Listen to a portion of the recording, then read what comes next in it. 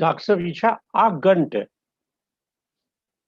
जी sir थोड़ा सा अगर 8 घंटे अलाउ गए एक्सटेंड 5-10 मिनट चले no problem sir No problem. Sir, अगर load count थे guys?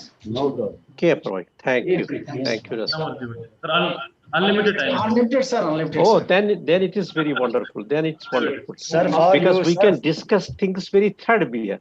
Yes sir yes We अगर के questions थे आसत के problem शन के बिल्कुल I'm here to. Unlimited for you. Thank you so much. Thank you so much.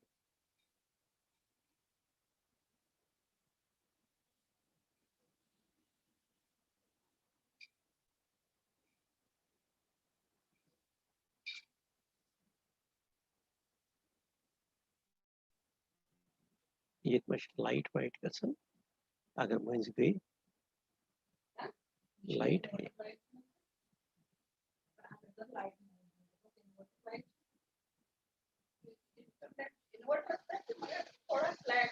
गसन reconnect पे अपन करते हैं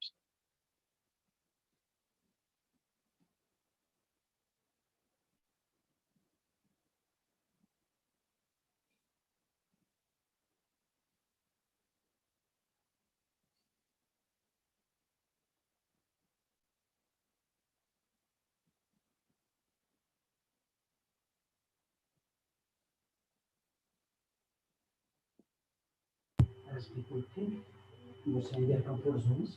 Good morning and good afternoon everyone. The session will start in a while, in 10 minutes precisely. Kindly stand by. Thank you.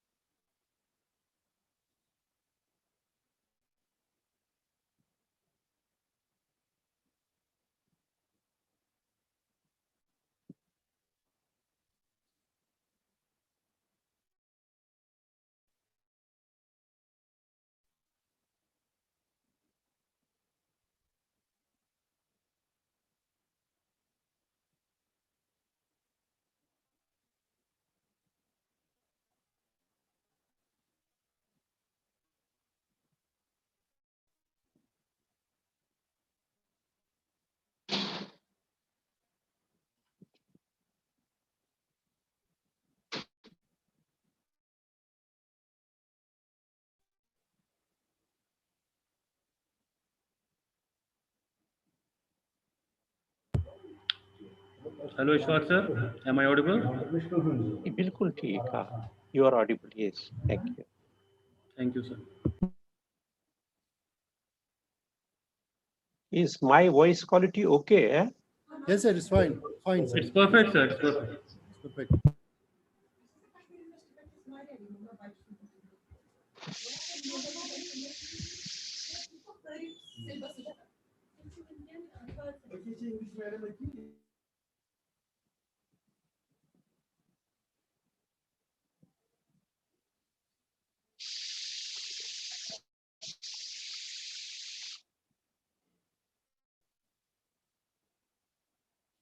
ये दरवाजा था बांधे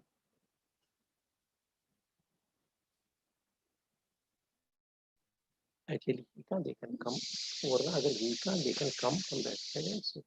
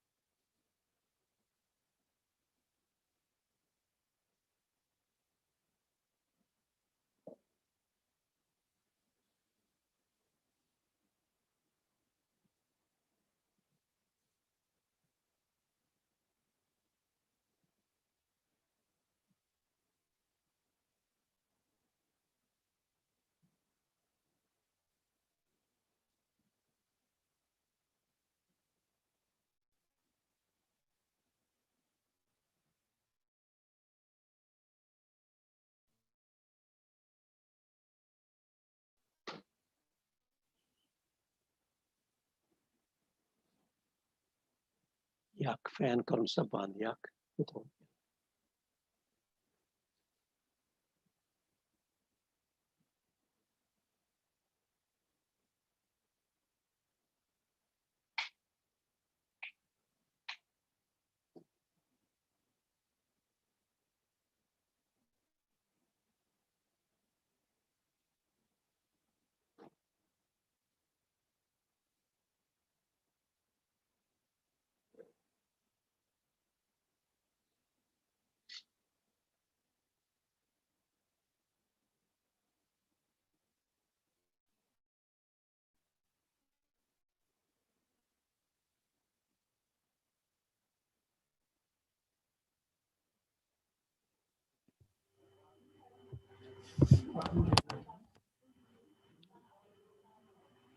We'll be starting in 5 minutes. okay All the participants are requested to stand by. We'll be starting in 5 minutes. Thank you.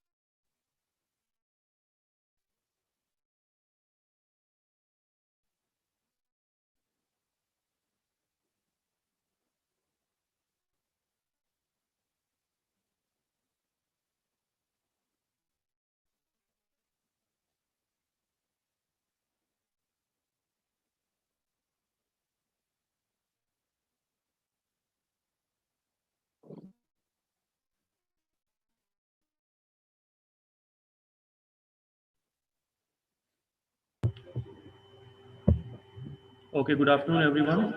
I will be starting now. On behalf of Amar Singh College, I welcome all the participants. Now, over to Dr. Abdul Wahid Bhatt, the moderator of this session. So, over to you. Thank you, Badar Sahab. Assalamu alaikum, adab. Good afternoon to all of you who are connected with us through various IT modes from different locations for this webinar lecture. This is Amar Singh College, Srinagar. I'm Dr. Abdul Wahid Bhatt, Assistant Professor in the Department of History, serving as moderator of this webinar session organized by the Internal Quality Assurance Cell, IQAC of the Amar Singh College, Srinagar. Well, this is the fourth session of the webinar series that kicked off on 24th of August 2020. So far, all sessions have been a success story with huge participation from across the country and across the world. As all of you know, for today's session, we have invited Professor R.L Hangloo, a well-known academician of the country. He will grace the occasion with his insights. But before we begin to listen and watch live the talk on the topic for which we have been waiting eagerly from many days, we may have to wait a few moments more. I would like to note here that all success stories are a result of the collective efforts. Unity is strength. So let me in the first place welcome the unit that made this academic event take final shape today. In this respect, the final name that comes to my mind is principal of this elite college and chairperson of this session, Professor Bashir Ahmad Rathir. The fact remains that it is he who conceived the contours of this program and geared up required persons and committees to turn it into reality, despite testing pandemic times. We hope in future also this institution under his dynamic principalship will see more such events. I warmly welcome resource person of this session, Professor R.L Hangloo. We are humbled by your encouraging responses, sir. We love your presence here and hope that in coming days also, your good self will benefit us from your vast learning experiences. I welcome Coordinator IQAC, Dr. Nazir Ahmed Bhatt, who is tirelessly working for smooth conduct of the webinar series. I also welcome the technical committee of the college, which stands around with required IT support for the success of this virtual platform. I also welcome participants of this session attending on Zoom and other IT mediums. We hope that this event will prove a great learning experience for all of us. May I now request Professor Bashir Ahmad Rathir, Principal Amar Singh College, Srinagar, to please present a formal welcome address to our special guest on the occasion and other participants as well. Please, sir.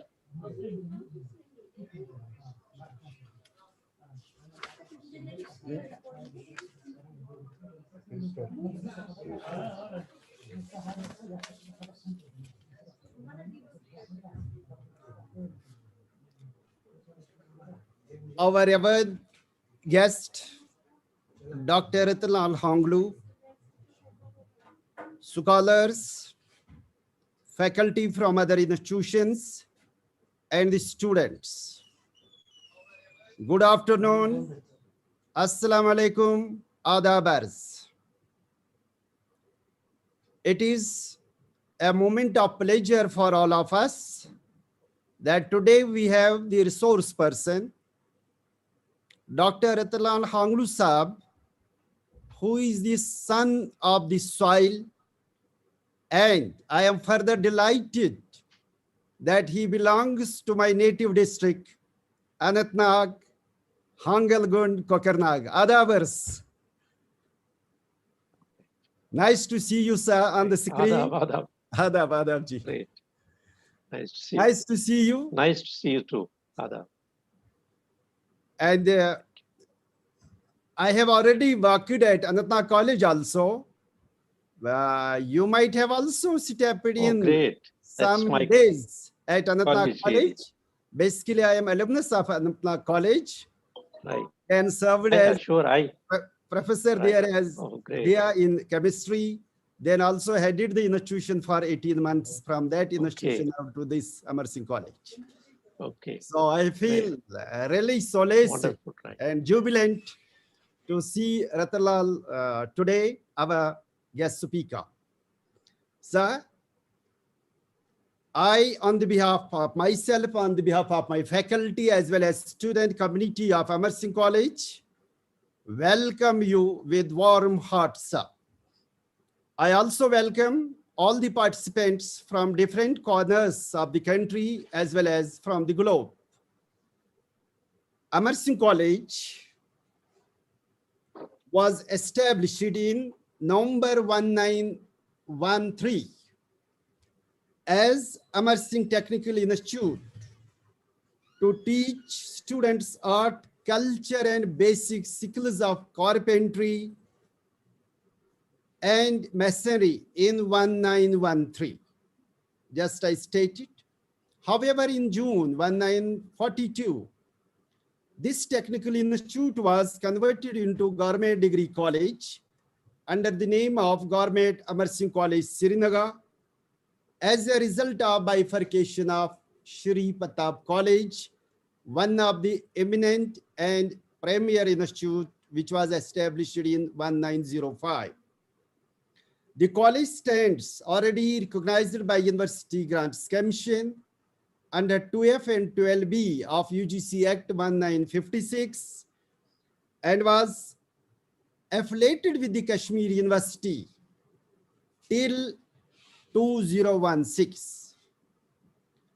All of us know that a scheme under the name RUSA, Rashtriya Uchchitra Shiksha Abhiyan, came into existence in 2016. Under this scheme, a concept was floated, that of cluster universities in the country. And in J&K also, 2 cluster universities took birth, one at Srinagar under the nomenclature of Cluster University Srinagar, other Cluster University Jammu, by clustering certain number of eminent colleges of the city to form such university. From 2016, Amar Singh College is a constituent college of this Cluster University Srinagar. The other 4 constituent colleges are Women College Amar, Shri Pratap College, Government College of Education Amar Srinagar, and Government Abdul Ahad Azad Memorial College Bhimna. Amar Singh College is a co-ed college.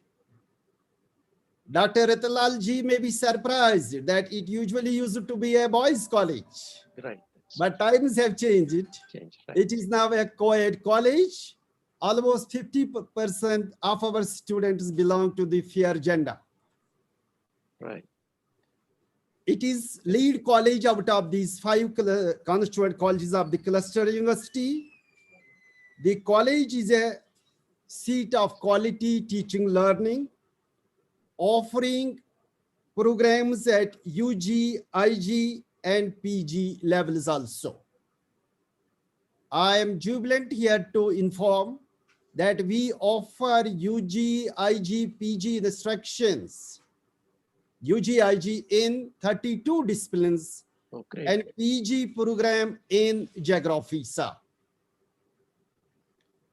The college is a seat of quality teaching learning, besides being a harbinger of cultural pluralism, and for which we are talking today, that is Kashmiriyat, sir, and ethos.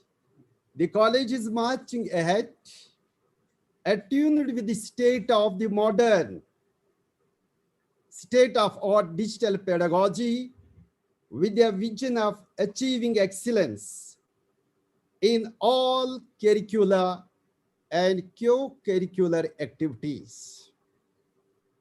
The COVID-19 pandemic definitely has blocked certain doors for we people. The conventional type of teaching learning through classroom pedagogy, but it has provided also us the opportunity to move towards the high-end technology, that is use of smart and digital classroom pedagogy. And it is because of this blessing of the technology that we are in communication with one another. The concept of the organizing these seminars was conceived from my side along with my faculty, HODs. An action plan was chalked out, and under that action plan, it was decided, rather resolved, that at least one international webinar for each department shall be organized. I am very much grateful to my associates here that they put in their efforts and we are able to organize such webinars. Sir, this is the 4th in series. Already we have organized 3 in computer sciences, in English literature. Today it is the turn of history. And today the topic is very apt to we people, especially in this mountainous valley, that is Kashmir and Kashmirian. We feel still privileged when we are at any corner of the nation or globe that we are Kashmiris which believe in Kashmirian. The Kashmirian, which has the origin from this native land of Kashmir, perhaps long back. Kashmirian basically is the ethno-national and social consciousness and cultural values of the Kashmir people. Kashmirian perhaps has come to signify a centuries old, as I stated just now, indigenous secularism of Kashmir emerging around 16th century, characterized by religious and cultural harmony, patriotism, and pride for our mountainous homeland of Kashmir. And perhaps Kashmiriat is restricted to Kashmir, not to remote areas of Gilgit and Baltistan, not to Ladakh, and not to Jammu, because it originated, it flourished in this Himalayan valley. Since great personality, resource person, just on the screen, basically I am from the chemistry subject. So before Atlal, I don't dare to talk much more about this topic, that is Kashmirian. No doubt, Kashmirian definitely is in our not only blood, but it is in our DNA, sir. It is in your DNA, it is in our DNA. Also, it has got pairing, which we call as in our DNA structure, it is in that pairing. I once again warmly welcome you and also welcome all the participants.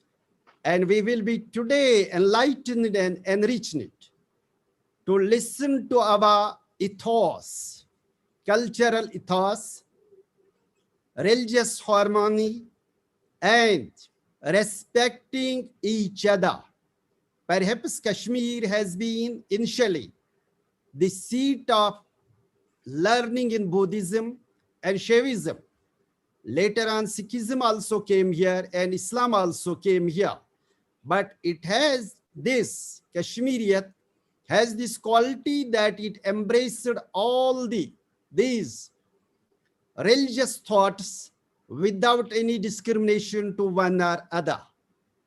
But presently, perhaps, I have seen part of Kashmiriyat so many years, you have also cherished it. Yes, yes, I still remember some of my those memories when I was at Frisil, basically my land, Frisil Yaripora. Okay. That when we used to have marriage at my home, we would use to send separate sheep meat to our Hindu brothers. Amar brothers, right? And then, Absolutely. yes, Very true. when there used to be a marriage in the Hindu family, I talked Right. of my own native village, and Right. separate wazwan used Arrangement to of be prepared for the Muslim the- neighbors. And Absolutely. that was Kashmirian.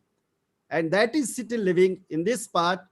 But I am apprehensive that our progeny, our posterity, a part or a major chunk of which is exodus presently, how we can make them they understand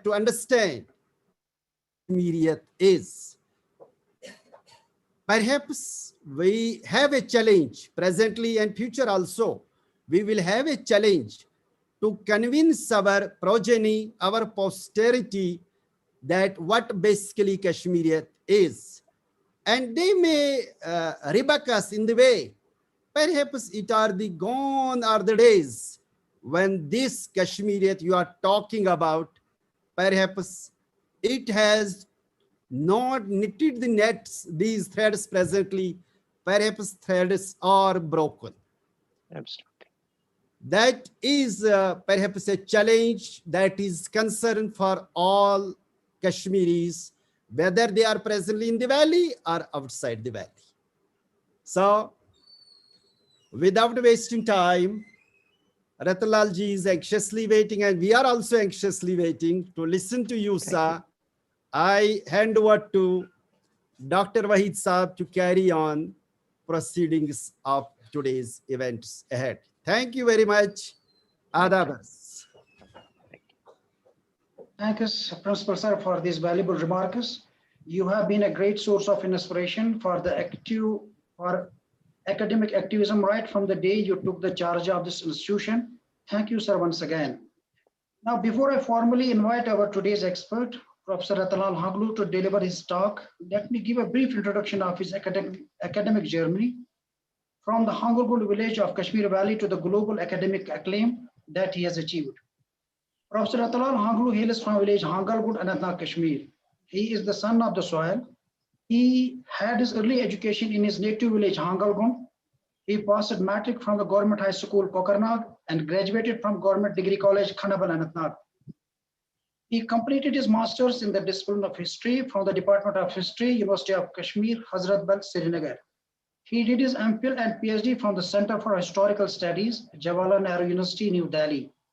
He pursued his doctorate under the supervision of a reputed medievalist, Professor Harmanas Mukhia. He has taught at the University of Kashmir, Jawaharlal Nehru University, New Delhi, and Northeastern Hill University at Shillong. He was professor of history and head of the Department of History at the University of Hyderabad, India. He was a Dad Scholar at the South Asian Institute of Heidelberg University, Germany in 1997, and was awarded a visiting fellowship by Maison de Sciences du Homme of Paris, France in 1997. He was also awarded a Fulbright Fellowship by the Fulbright American Studies Institute at the University of Delaware, USA in 2003. Professor Hangloo is widely published. Some of his works include Agrarian System of Kashmir, Situating Medieval Indian State, State in Medieval Kashmir, Approaching Islam, New Themes in Indian History, Politics, Gender, Environment, and Culture. He has served in the field of academic administration as Vice Chancellor of two reputed universities of the country, namely Kalyani University, West Bengal, and Allahabad University, Allahabad. Besides, he has established chair of the Indian Studies in the Caribbean and in Georgia. At present, he is Honorary Chancellor, Noble University, Canada. Kashmir and Kashmir history have remained the subject very close to his heart. He is one of the prominent proponents of the idea of Kashmiriyat, about which he has published and spoken from many forums. Today, we feel privileged to have him as an expert speaker on the theme of Kashmir and Kashmiriyat, a historical perspective. I, on behalf of the IQAC, warmly welcome Professor Hangloo to share his expert views on the subject with the eagerly waiting students and scholars. But before that, I would like to share with audience that we expect a vibrant question answer session once Professor Hangloo concludes his talk. So the interested participants are request to raise their hands so that each of the participants will get enough opportunity to interact with Professor Hangloo directly. Besides, they can also share their questions through a chat option with Dr. Muthar, a co-host. Now over to Professor Hangloo, sir, please. Very good afternoon to all people there. Adab to all my colleagues. Let me at the very outset thank Professor Bashir Ahmad Rathar Saab, who has been from my constituency, we should say, a co-academician and a reputed scientist in chemistry discipline. I also thank the head department of history, Dr. Abdul Wahid, a good friend of mine, Dr. Nazir Ahmad Bhatt, the coordinator of IQAC, Dr. Syed Ashfaq, and my friend, Dr. Syed Muthar Aqib Sahab, who has really taken a lot of pains to set things right for me technically and even otherwise also. I'm really grateful to him. And all the colleagues who are present there. Friends, when we talk of Kashmir and Kashmiria, that too from a historical perspective, we shall have to span out this entire history of Kashmir briefly into various phases for a very clarity or clear understanding, in fact. We have to go as far back as possible because the notion that before coming of Islam, it was all Hindu or it was all Shaivite is also not very clear, in fact. So let me go as far back as possible. And on the basis of those sources that have been quoted by Kalhana and various other scholars who have followed him, we find that when we look at societal format of Kashmir from very antiquity, what we find is that there were varied tribes belonging to different ethnic groups, such as Nagas, Daravas, Jundaras, Kaulindras, Udambaras, Pishachas, Madras, Tanganas, Abisaras, and Udambaras. It is from these tribal formations that the future of Kashmiri society sprang, in fact. The entire social, political formation and culture stemmed from these tribal cults from ancient times. For growth of political formation at that point of time, each tribal groups emphasized the question of singular ethnicity, that we all belong to a particular ethnic group. If there was a Naga tribe, it would not mix up with Udambaras. And each of them was reigning into different areas and controlling Kashmir for a long period of time. But as you know, in history, with the coming of Aryans, when the Aryan tribes came and destroyed Indus Valley civilization, Kashmir could not escape the onslaught. We find that Kashmir was also impacted by this. Sorry to interrupt, sir. Sorry. अगर तो करते हो sir use अपन video ये करते होती बाद से किसने सिग्नल ठीक है वीडियो सिर्फ वीडियो आप अपना बंद कीजिए sir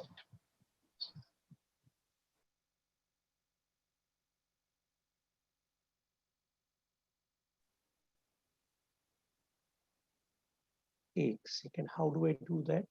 Yes.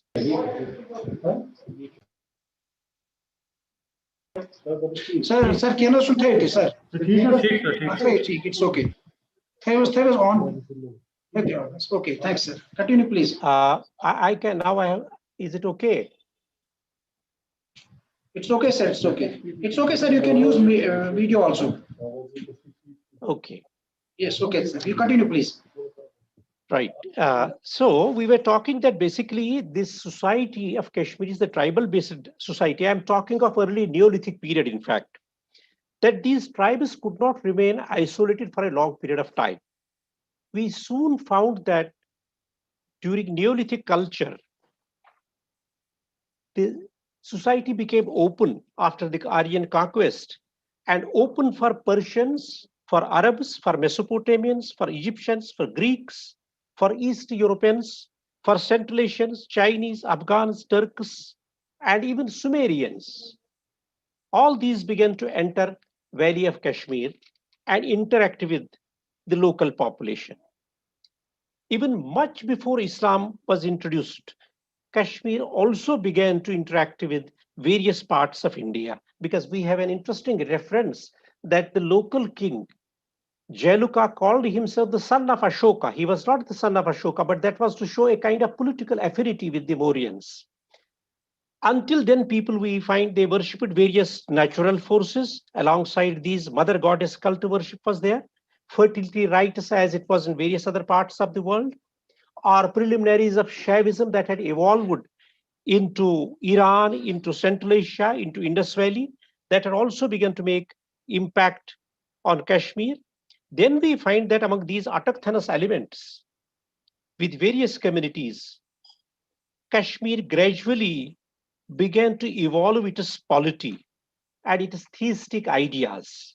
The theistic ideas that flowered into what they call a Trika Shaivite philosophy, which is different than rest of other religious genre.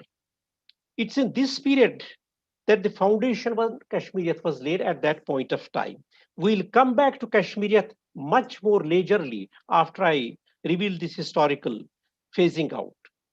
So, at that point of time, the three important things: the question of plurality, the question of tolerance, the question of compassion, and love and respect for multiple cultures evolved with the coming of these different variety of ethnicities, which I said, from Egypt, from Arab world, from Mesopotamia, from Persia, and many other cultures that entered Kashmir.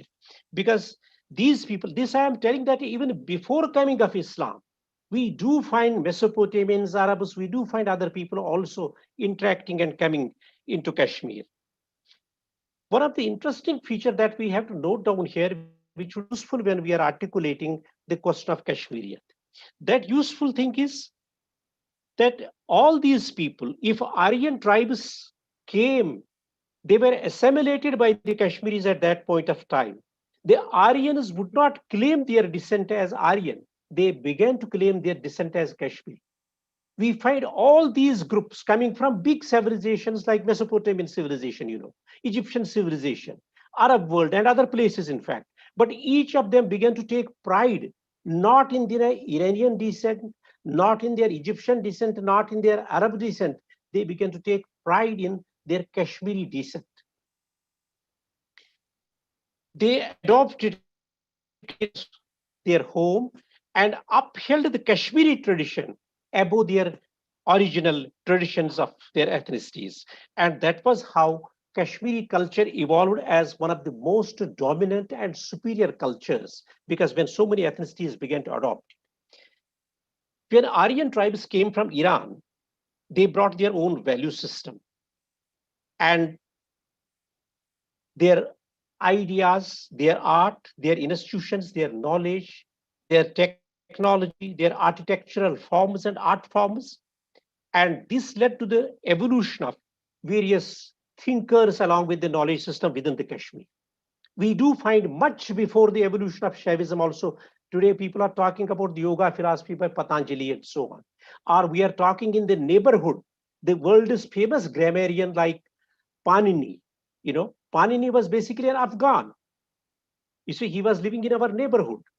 And with the impact of Mesopotamian historical tradition, if you look at the influences that produced Kalhana or later historical tradition, for example. So therefore, we do find that some kind of preliminary intellectual activity did start at that point of time, which was more affiliated and had greater affinity rather with religion at that point of time. Charvak, for example, Patanjali, many others, in fact.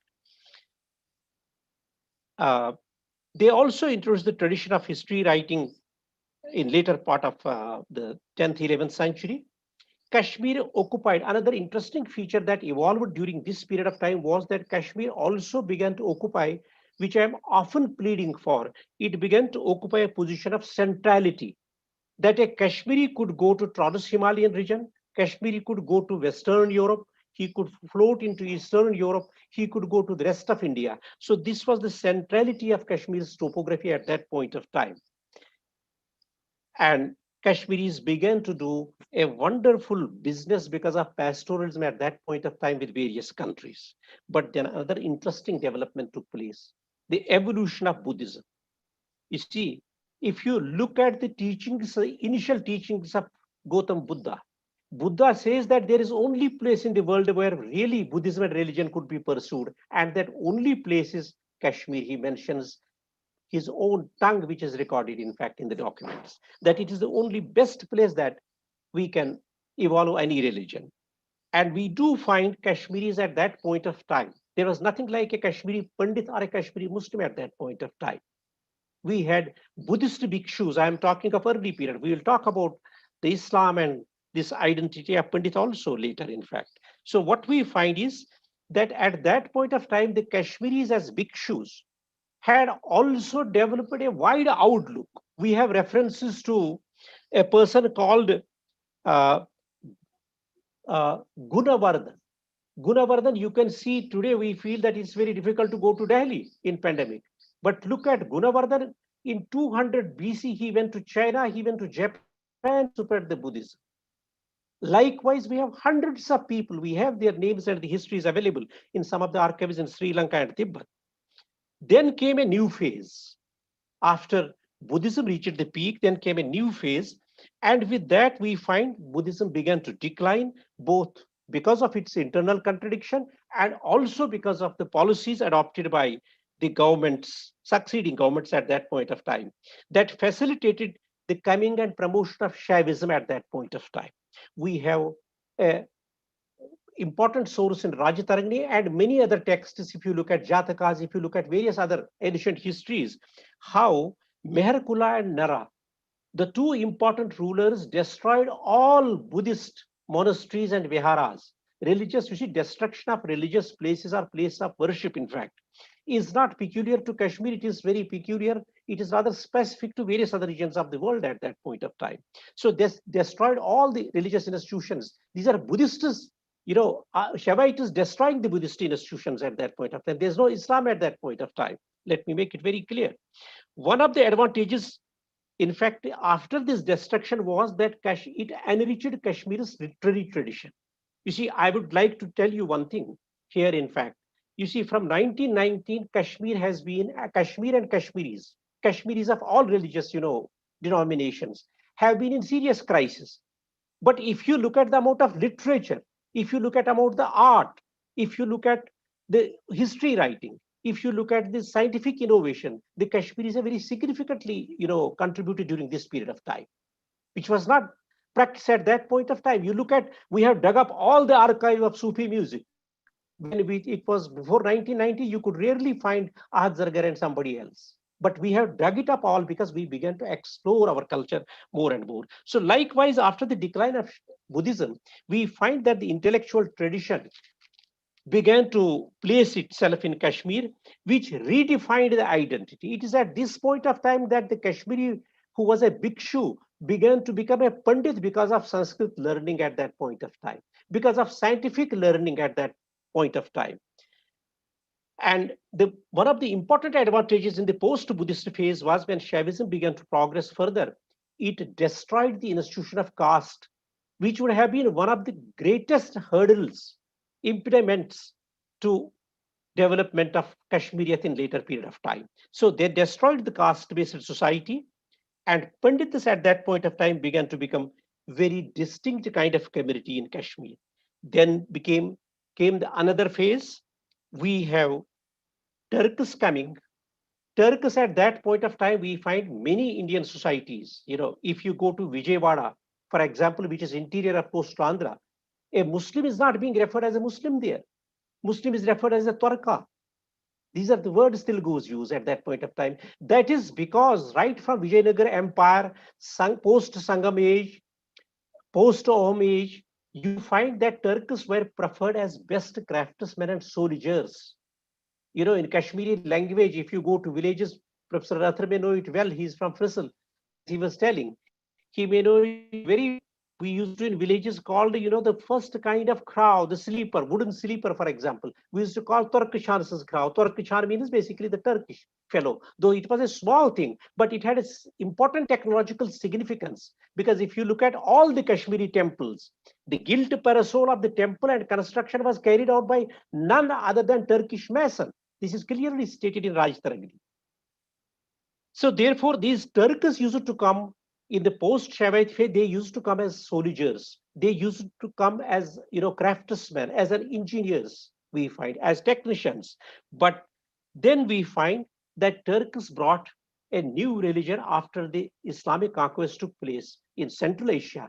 The Central Asians who were very regularly coming to Kashmir, in fact, from various regions of Central Asia, they brought the tradition of Islam into Kashmir with Sufi influences and various other details, and settled in various parts of Kashmir. This phase, in fact, the early phase in Islam from Shahmir onwards, we have at the hands of those historians who are not very well versed with the tradition of historiography, we have a very kind of conflicting opinions being produced by people that generate more of communalism and answer history's questions very less. Then came the phase of Sultan Zainul Abidin, which was very significant in 1420s, 1470s. It was a very significant period because Sultan Zainul Abidin is the one who picked up the threads of that Kashmirian, which had been left in early BCs and had been promoted by the post-Shavite phase. He picked them up and he began to promote them. He not only promoted the Kashmirian in terms of literary genre or as an item of culture, but he also promoted it in polity. He also promoted in technology. He also promoted in even the traditions in agriculture, in various other aspects that were necessary for Kashmir's growth at that time. And the most important aspect which I was discussing with Professor Kohl Sahab, Professor Rathar must be knowing Professor Kohl Sahab of physics, one of the stalwarts of physics who taught there in Anantnag as well as SP College. We were just discussing that two of the important aspects that were brought by Zainul Abidin and introduced into Kashmir, which was not there, irrespective of the fact that it was ruled by Buddhists, it was ruled by Shaivists, it was ruled by Vaishnavites, it was ruled by, Tantrics, Shaktas. But the important aspect was the sense of justice. For the first time, we find the sense of justice was introduced by Sultan Zainul Abidin, and also the idea of protection for the public. These are the two important aspects that was very, very interesting at that point of time. But unfortunately, in the post-Zainul Abidin's period, as Kashmiris, we shouldn't get disheartened that we have a crisis going on presently in Kashmir's polity. Because in post-Zainul Abidin's phase, we find that civil war lasted for 100 years, from 1470 up to almost end of, nearing end of 16th century. Till the Mughal conquest, we have a large gap of civil war. During period, we find Kashmir is suffering very much. In fact, here I would like to say that there are varied and timid versions of Indian history writing, because after this civil war, we were only bailed out of the civil war by again a new influence. The new influence was that of Mughals in 1586. Before that, we find Babur's maternal uncle had also come. Shamsuddin Iraqi was there. Mirza Haider Duglat was there, who wrote a very wonderful book, which is available, in fact, Tariq-e-Rashidi, which is translated by E. Dennis and Ross, and you have plentiful copies, I'm sure, in the college also it must be available. So at this point of time, we find that the nation that we have today, or the nation that was available at the time of British, today we may not like medieval history. Today we may hate the medieval monuments, some of us. But let me frankly tell you, India was unified simply by medieval rulers. It was Akbar who carried out the surveys of land from Kashmir to Kanyakumari, almost from Kashmir to Bengal and Gujarat and all other places, and linked all these regions into direct administrative interference, so that there was some kind of a unification of various Indian states into what is referred as India at this point of time. Because in post-Gupta times, India was made into bits and pieces. Every region was completely independent. There was nothing like a Bharat as we are sort of sometimes shouting from the rooftops. So this all credit should go to Mughals and particularly Akbar. The only thing Akbar I don't excuse as a Kashmiri, as a proud Kashmiri, I don't excuse Akbar. That is the way he treated Yaqub Shah Chak, the way he brutally assaulted him and took him to, a place in Bihar. That was the only thing I don't like in Akbar's administration. But he did compensate to building of Kashmir's tradition, had further contributed to the development of what we be discussing as Kashmiriyat, in fact. After Mughals, we find that I would say from the end of Mughal rule down to 1947, there is another phase. And this phase is the phase of perpetual crisis. Perpetual crisis in the sense we have Afghans, we have Sikhs, we have the worst rule by Dogras, we have worst rule by Afghans, Sikhs also, and Dogras also, right from, say, post Mughal phase up to 1947. Because Afghans heightened the tradition of Begar. And let me make one thing very clear here. During Afghan period, it is not merely, if you look at which is the community which was left, it is not simply that Muslims alone were taken for Begar. Among the Hindus, it was the only urban Hindu who was exempt. The rural Hindus were not exempt from Begar. We have a lot of historical evidence in this case. The Sikhs were also equally atrocious. Dogras crossed all borders, all parameters, the highest watermark in exploiting Kashmir's industry, in exploiting Kashmir. See, the worst part of it is that we were sold during the Dogra period. In 1846, the entire Kashmir was sold for 75 lakhs of rupees to the British, to the Dogras by the British. That you can see the fate of Kashmiris. Though on one side we find these crises, as I was telling you that during the period of crisis we grow our literature, but on the other side we do find a rich tradition of history, right from Zainul Abidin's with Zain Raj Taragni, then Tariq Kashmir by Sayyid Ali, and a series of writings commencing down to Tariq Hassan, and in fact even post Hassan's phase also, lots of historical tradition continues down to present day on one side. Secondly, we also find that the immense amount of Sufi literature, which has been lately exposed and exploited for the benefit of Kashmiris, craft making, art forms, art development, literature and history writing. You can see interesting thing that during the Mughal period, when Ghani Kashmiri wrote a Persian text, the Iranians have an annual award which was given to a topmost Iranian for having a grasp of Persian literature and language. This award was not given to any Iranian. The entire Iran decided that this should be given to Ghani Kashmiri, because Ghani Kashmiri was far more better literary figure than any other person in Iran or Persia at that point of time. So therefore, we have a lot of development that lends credence to the development of Kashmiriyat here, which will come and we'll discuss that. We had earlier, as I said, Sanskrit tradition of history writing, followed by the sources of various Muslim scholars, a range of them, in fact. But this crisis finally came to end in 1947. On one side, a huge colossal country called India became free from the Dogra rule, but unfortunately, our problem started there. We did not become free. Our problem started in 1947 itself, because the unsettlement of political future of Kashmir,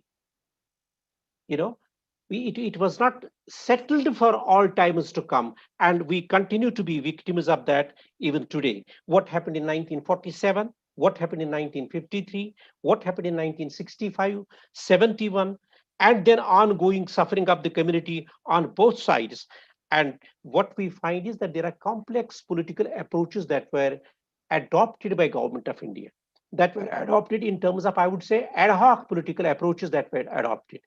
You see, we would not adopt an approach for as a policy matter towards Kashmir, but we would adopt, if Pakistan does something, we do something for the benefit of Kashmirian. And that's totally an ad hoc approach. As a result of this, Kashmir continued to suffer. Now, coming to the question of Kashmiriyat here. Let me first of all interestingly tell you that when this topic of Kashmir became, Kashmiriyat as a phenomenon began to become debatable. We do not have any reference in any Kashmiri work. Down to 1980s, we do not have concept of Kashmir, even though its preliminaries are present. They are invisible in entire literature, completely in entire literature, because we said that compassion, love, tolerance. I can give you a little reference here. For example, we have one of the important literary figures, Mahmud Ghani. You know what he says? If you search the entire literary genre of the world, in entire Europe, entire Asia, entire Central Asia, Persia, all over the world, you will not get this expression. If it was up to me, I would have really recommended him for the Nobel award, in fact, for this. Mahmud Ghani says, Zar zajna zar kota zar naichas maai. Bar aithem bar maras bar kota guum. Divide this into three parts. You see, when he says zar zajnas, that is the tolerance. Zar kota, that is love. And when you say zar naichas maai, that is compassion. You know, I tolerate him, I love him, but I have also compassion towards the other. The poet is not here simply, talking about the God.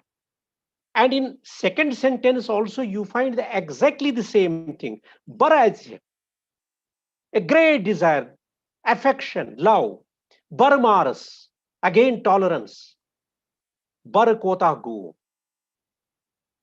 That is how our entire Sufi literature, our history writing tradition, preserved these things very well.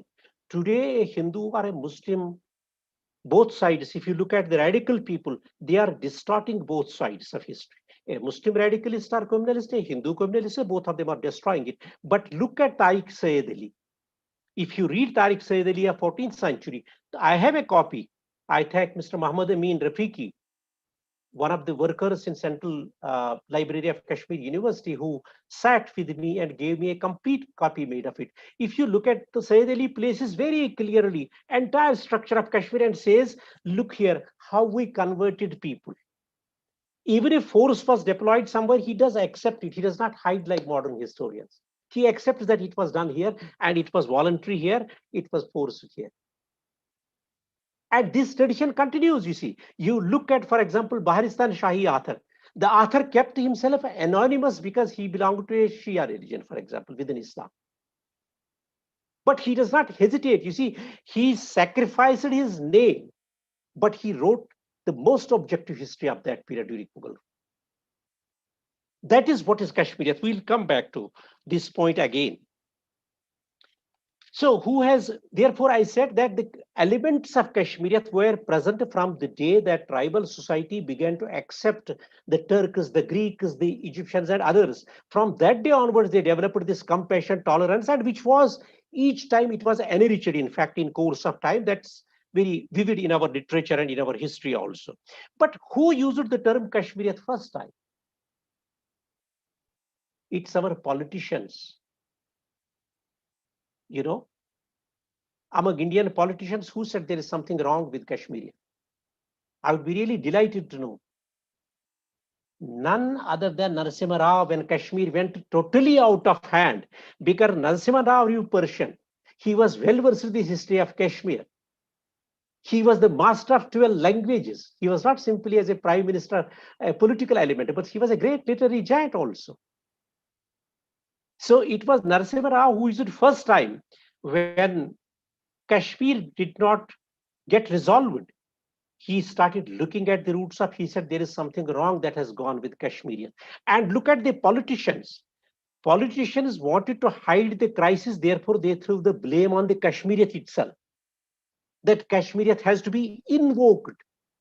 And therefore problem would get solved at that point of time when 1990 Kashmiri Pandits left, or were forced or otherwise, whatever, that history will certainly in course of time will tell. But At that point of time, in fact, it was Narasimha who first time used the word Kashmiri. And then it was picked up by both local as well as non-local politicians. Each time that there is no Kashmir, there is no Kashmir. You look at, we have a Sufi tradition in Kashmir. Look at the literature, look at the Sufi poets. But we did not have the mainland Sufism in Kashmir. When I went last time at Kashmir University, I found a friend of mine came. She said, I have become a Sufi. He was wearing a gown and looking a little more snobbish, I would say. But that is not Sufism. Sufism is love, compassion. It doesn't only define, the dress of a person does not designate a Sufi. It's his thinking that designates, his heart that designates, his way of life that designates. So after him, we find that despite all this oppression, misrule, people should be silent. That's what the politicians wanted, that they should get strangulated. They should get suffocated. They should not express themselves because there's a Kashmirian. That was the wrong notion of Kashmir. Kashmiriyat does not mean that you remain silent. That necessarily does not mean that you remain silent and therefore let others do whatever they want to do. Then we have Kashmiriyat being defined in various other contexts. I would also suggest here that there's a beautiful book brought out by Sheikh Abdullah's granddaughter, Naila Ali Khan, a reputed professor at Oklahoma University now. You should read that book, The Parchment of Kashmir. And in that, there are different articles written by various reputed scholars. I have also added a piece there. You can also have look at when we are defining the Kashmiriyat. But the concept of Kashmiriyat has been in vogue in recent years very much. Because after Kashmir was taken by the armed insurgency, from late 80s, the term has been used so often and in such diverse ways. It has been misconceived also by any scholar. Everybody is talking about Kashmir. Except Kashmiris, I think everybody is talking about us. So one may approach this problem, from several directions. But because we are regional historians, and our first problem is that we should try to make it clear for our regional audience as to what is Kashmir. But before I talk about it further, I find that there are serious challenges and two important questions. One is, why has the concept of Kashmir gained currency in recent times, particularly during this period of struggle from 1990 onwards? Why is that it has gained currency? The second is that this concept rooted in empirical reality of the region? And if so, why has it suddenly surfaced? You see, because we had a worst Togra rule. That time, no document is talking about Kashmir. Tariq Hassan does not talk about Kashmir, even though the elements of Kashmir are present, but he does not. Then the third important question is, do all those who use the concept of Kashmir, are they clear about what is Kashmir? These are some of the questions which I feel, because Kashmir and the linguistic sickles of empirical knowledge required to delve into this phenomenon are not, the same, in fact. So before we take up these questions, let me state at the very outset that we look at different definitions of Kashmir. That would be one of the best ways to look into it. Some of the people, in fact, they denote communal harmony, multiculturalism, tolerance, and the tolerance that a majority community displays towards the other. You see, which is not basically the root of Kashmir at that point of time. And in most recent times, we also find that it has become an identity marker of Kashmiris also. We have among the scholars, the very reputed scholars, very good academicians. We have a Kashmiri academician, I don't remember whether he's alive now, a very famous, world famous sociologist, Trailukinath Madan, T.N. Madan. He is the first person who seems to have used the term Kashmiriyat. When he deals with this concept, he elaborately says that Kashmiriyat constitutes the key elements of love of homeland, that is Kashmir, and the common speech Koshur. That's what he says. That Kashmiriyat is the Kashmiri language and also the living domain, that is the valley itself. He certainly adds that there are different kinds of practices and various rituals as part and parcel of Kashmir. To him, all these aspects of Kashmiri culture are said to have contributed a lot, a mutual sense of recognition and togetherness that was both physical as well as cultural. He attributes this Kashmiriyat to the events of last quarter century that have sharpened communal identities in the region of Jammu and Kashmir and also, of course, Ladakh. When he talks about this way, uh, he does not go beyond this. And I partly agree with him, but not wholly after studying Kashmirian. The other perspective is provided by my late friend, Muhammad Isa Khan, a very, very great scholar, in fact, on Sufism and Rishi movement, and even the first history of Srinagar was written by him only. Muhammad Ishaq believes that Kashmiriyat was the gradual outcome of mutual adaptation of various pre-Islamic religious traditions. What I was telling you earlier, that during early period, and the greater tradition of Islam. He says there were varied elements, varied traditions which adopted. You see, I said that Egyptians are there, Greeks are there, Romans are there.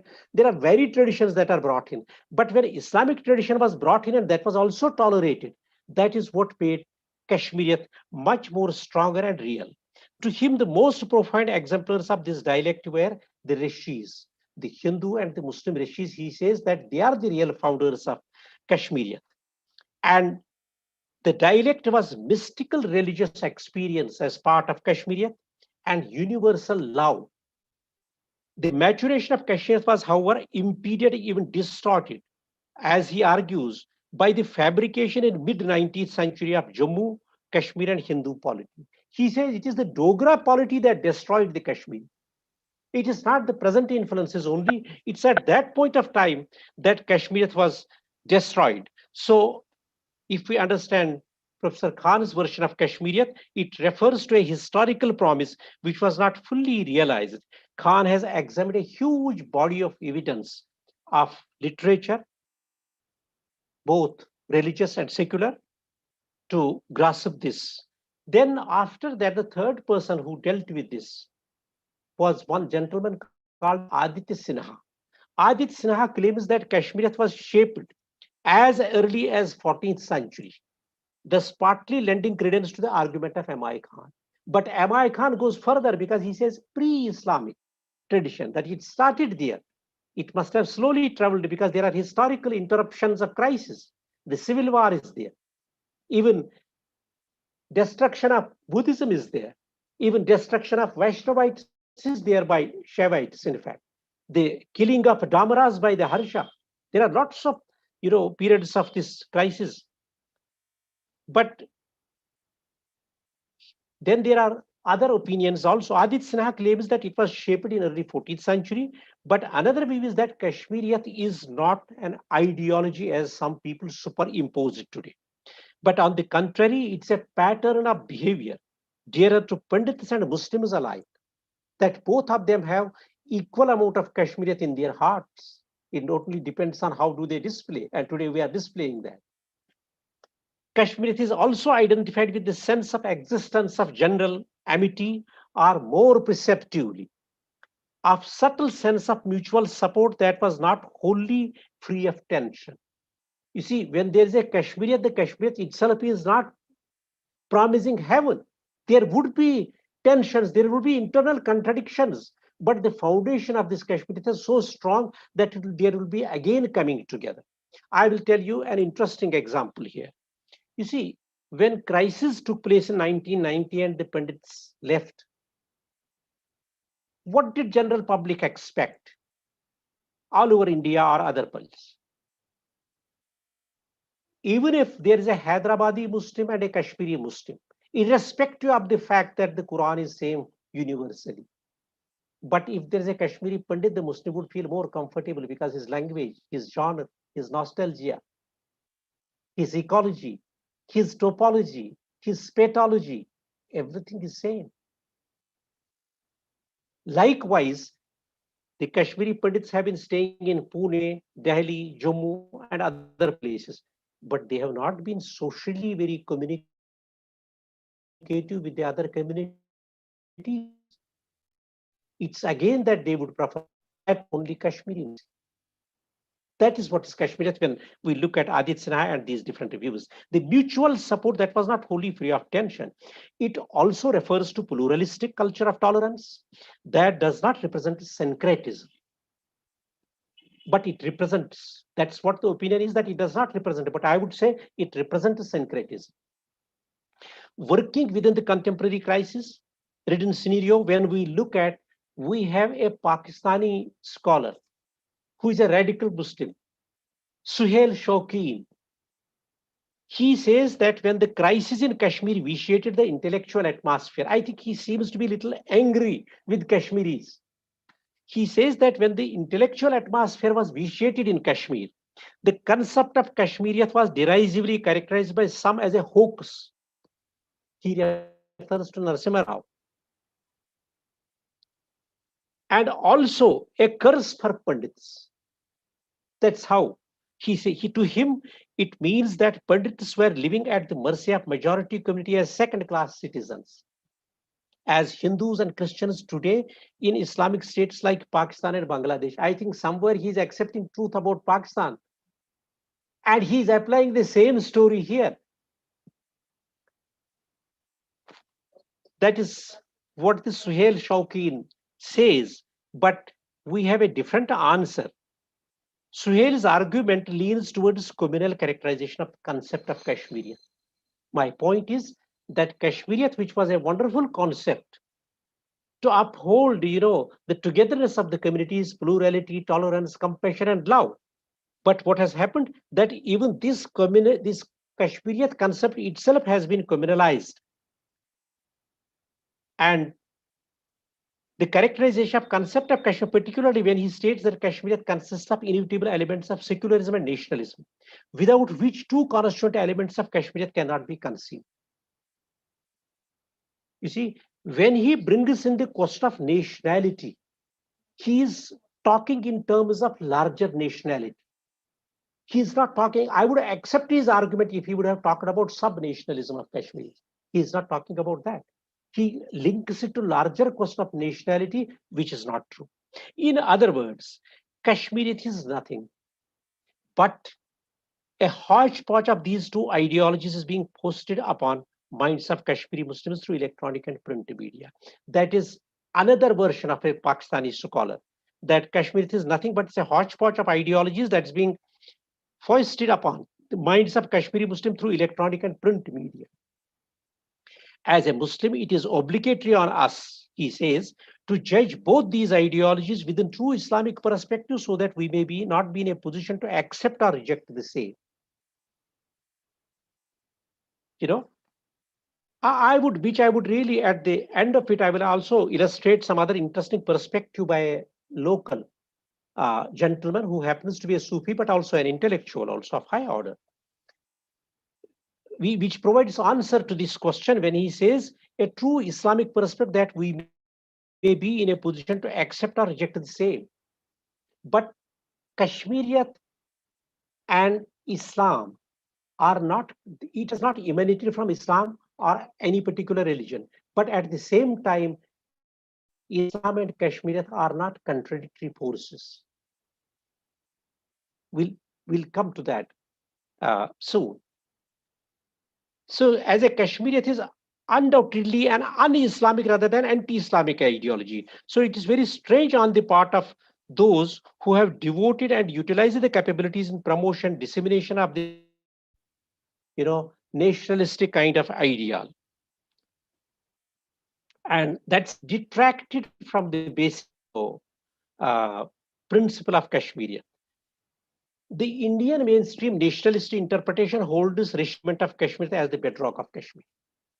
You see, when you look at Indian nationalists, those who define India as nationalism, they immediately come with the Kashmiriyat. At the time, they say they have a Rishi movement, there is a harmony, there should be no protest, but that's not Kashmiriyat.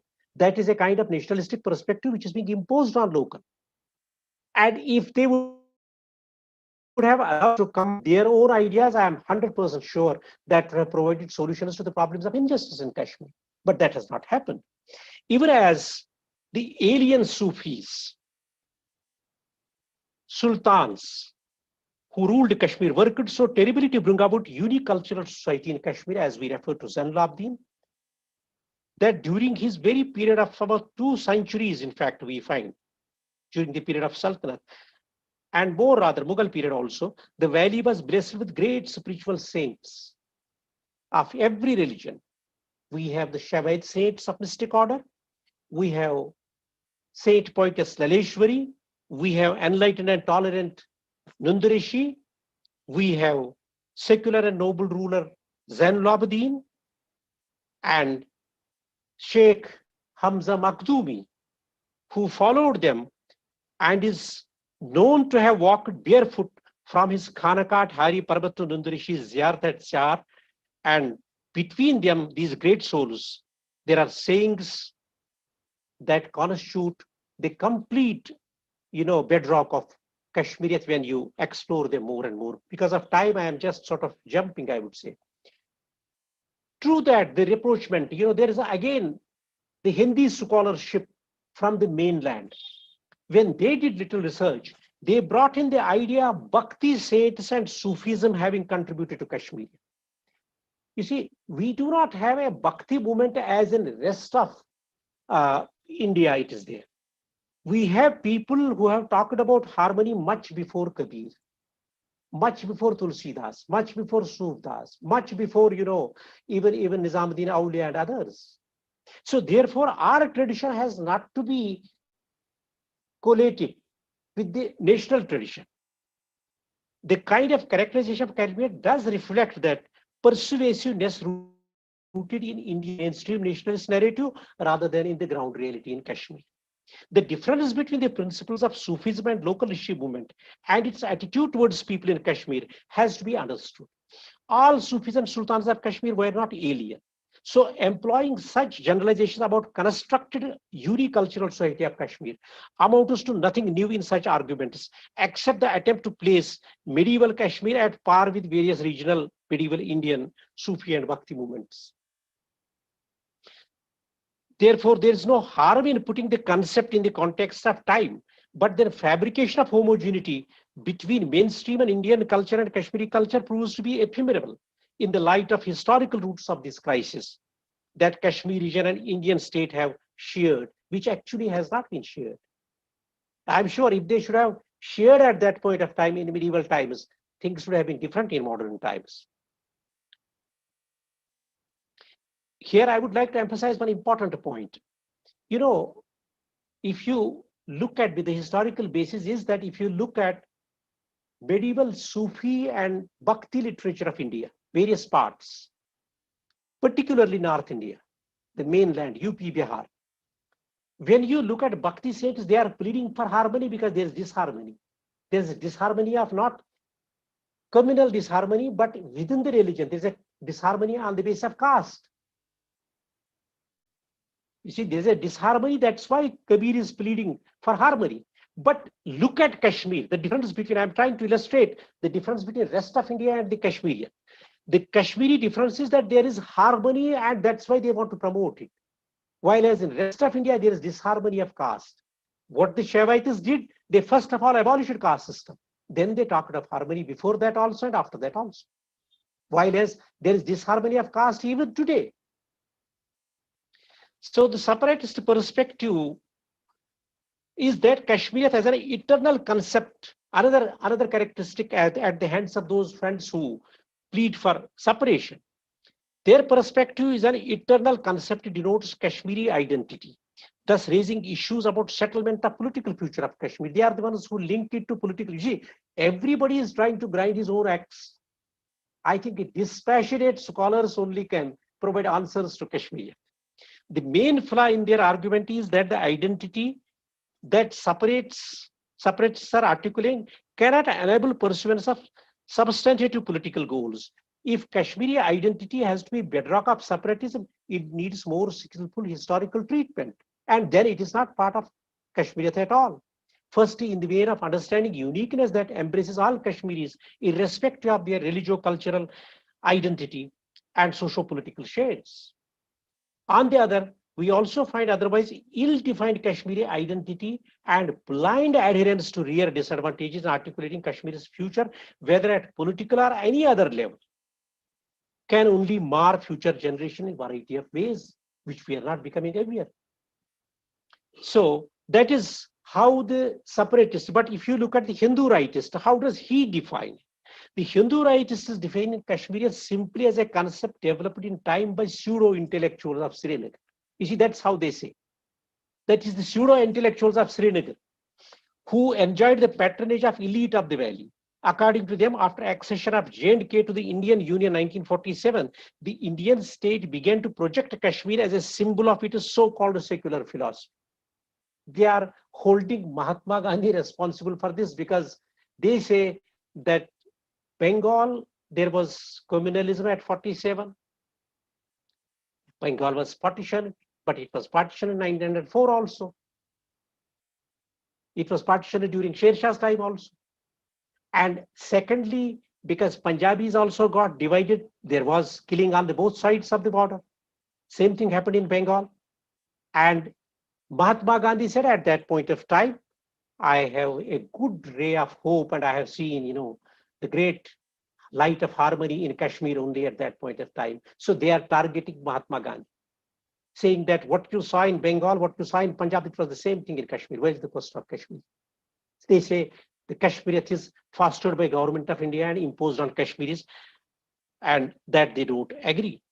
This is a fallacy that must be rejected and repudiated. Thus, Kashmiriyat is the lexicon of fanatical people from both sides, whether it is question of Muslim identity, whether it is question of Hindu identity.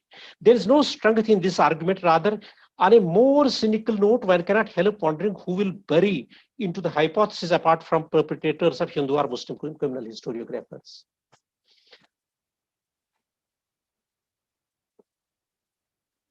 The whole argument reflects their frustration for not having comprehended the basic tenets of Kashmir. There are enormous problems with accepting that argument.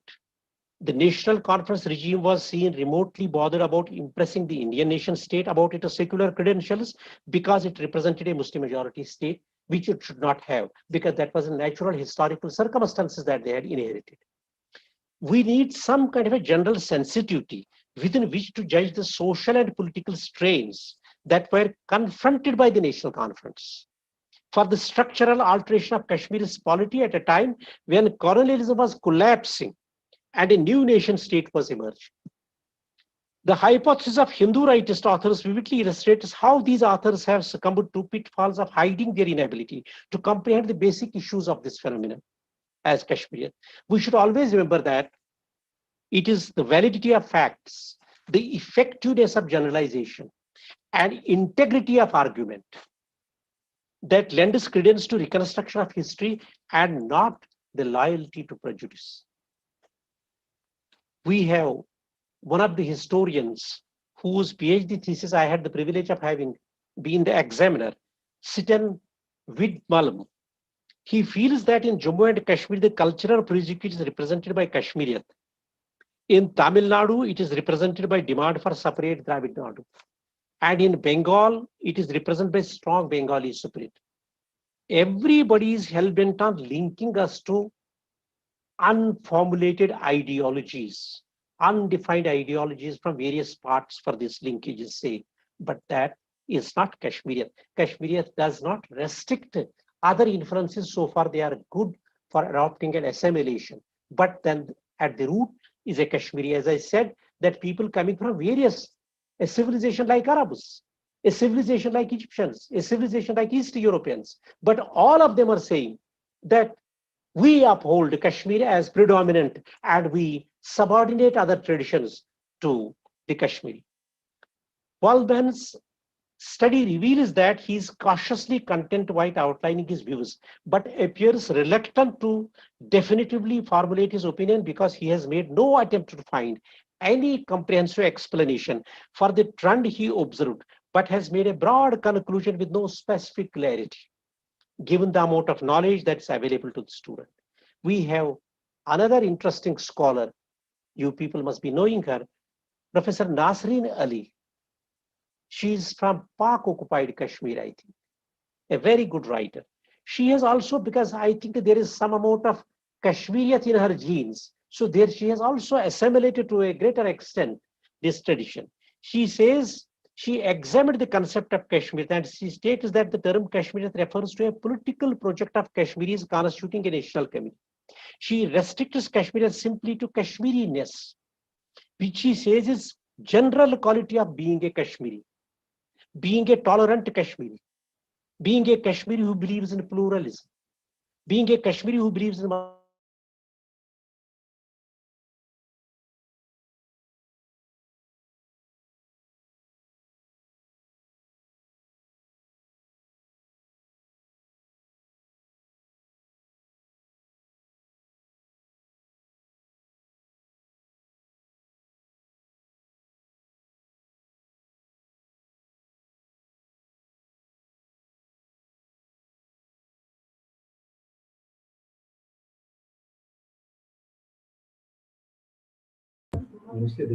Uh, the session has been interrupted due to low bandwidth of our speaker. We'll get back to you shortly. Thank you.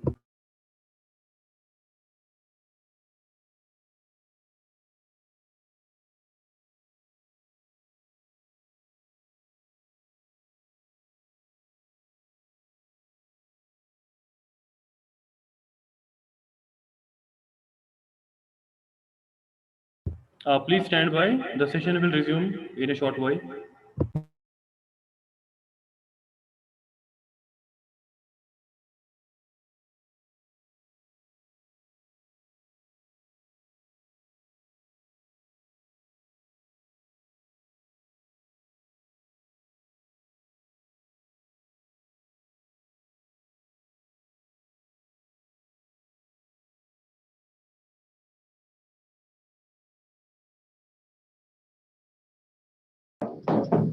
So you go connect, sir, go connect.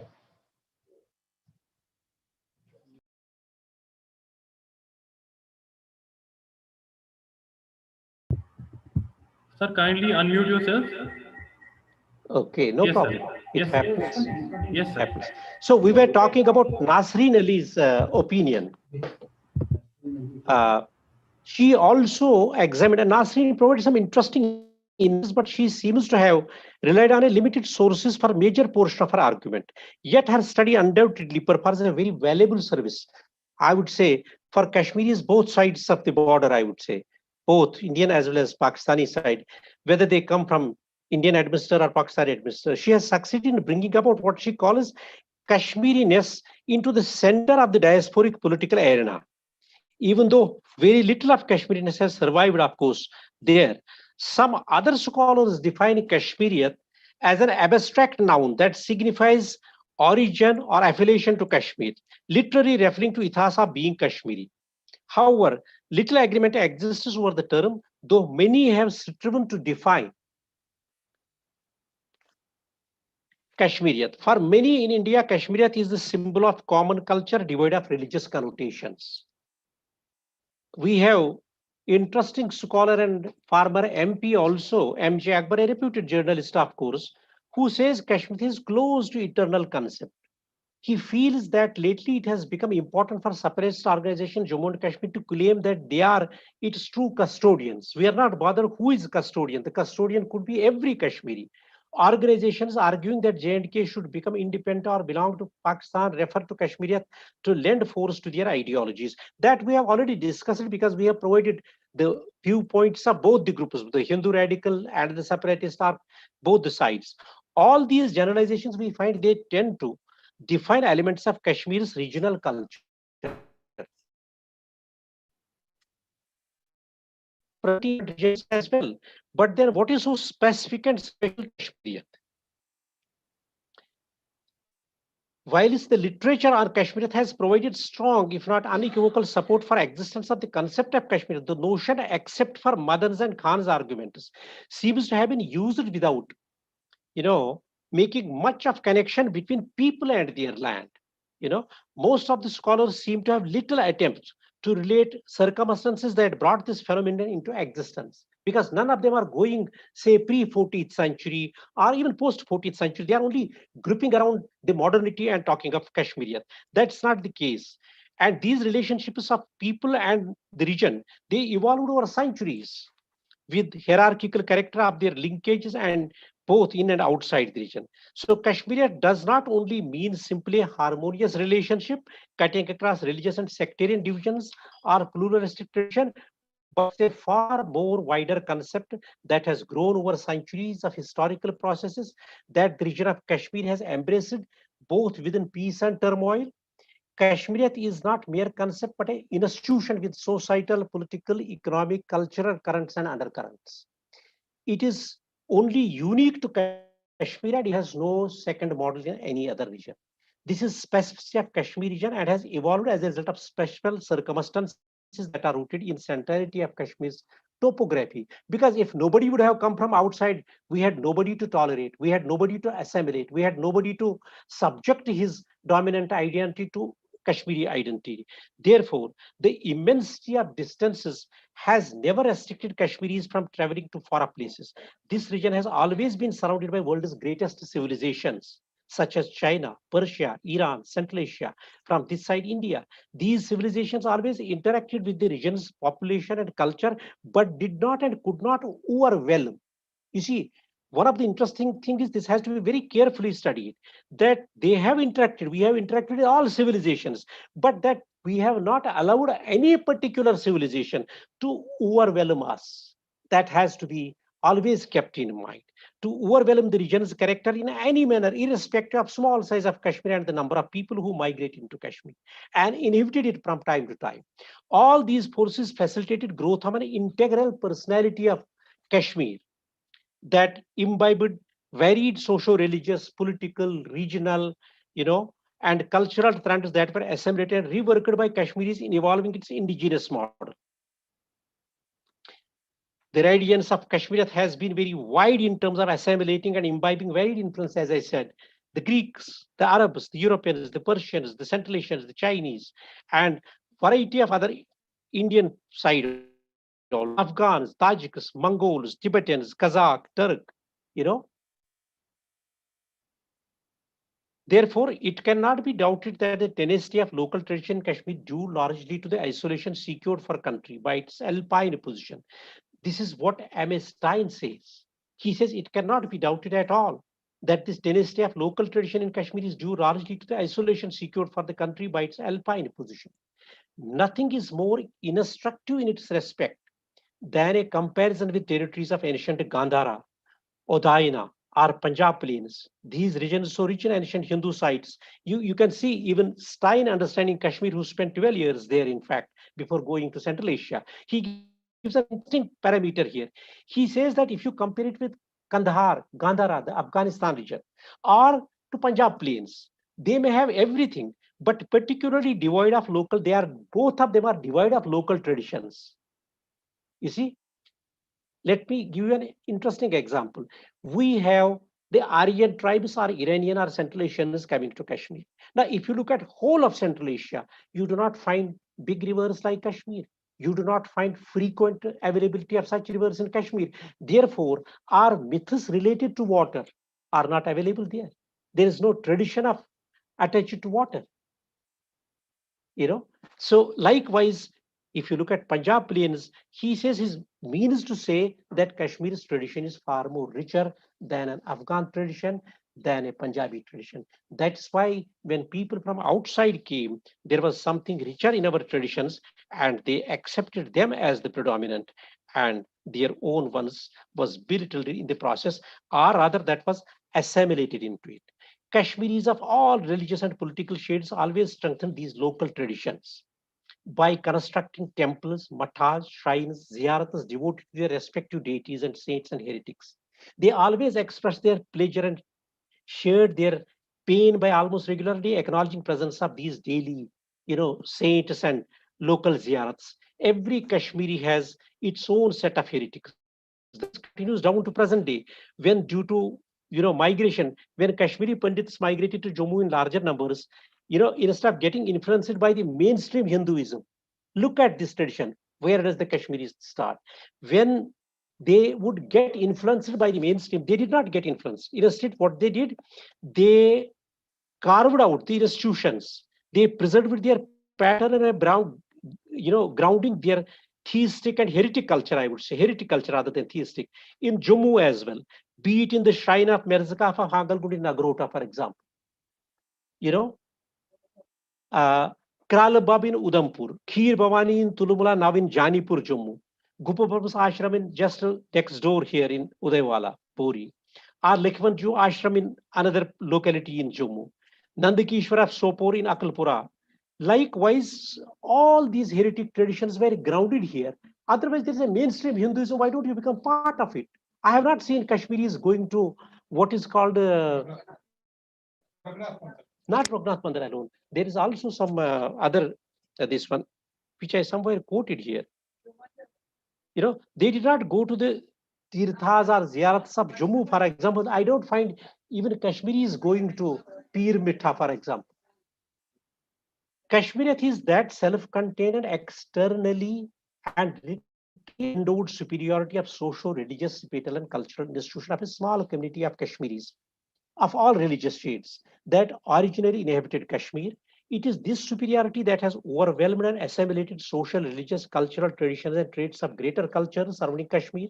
The sense of superior self-identity has grown over centuries, and a strong trait of confidence among the Kashmiris, both within and outside. We may say that as we cannot explain society by numbers, we cannot write only about Kashmir, as there are elements at play which cannot be sometimes visualized and written up.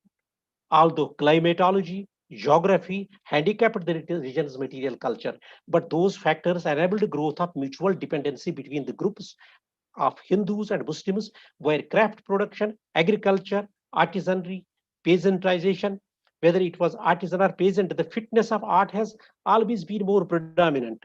I have seen, for example, if you look at a Kashmiri peasant is as much as he's an artist. you know Look at a Kashmiri barber, for example. He's a craftsman, he's a technician, but when he does agriculture, he's more of a peasant, and he knows both the arts. He does not subordinate one to the other and does not claim superiority because there is no caste system. While as in mainland India, when a person picks up the profession of barbarian, barber shop or barber, profession, he distances himself from the community because it upgrades him before the Dalit. For example, he considers himself superior to Dalit, but he does not consider the Indian system superior to Rajput and to Brahmin. Whereas we have abolished these borders because Islam does not entertain caste system, and we don't entertain, Pandits do not entertain caste system.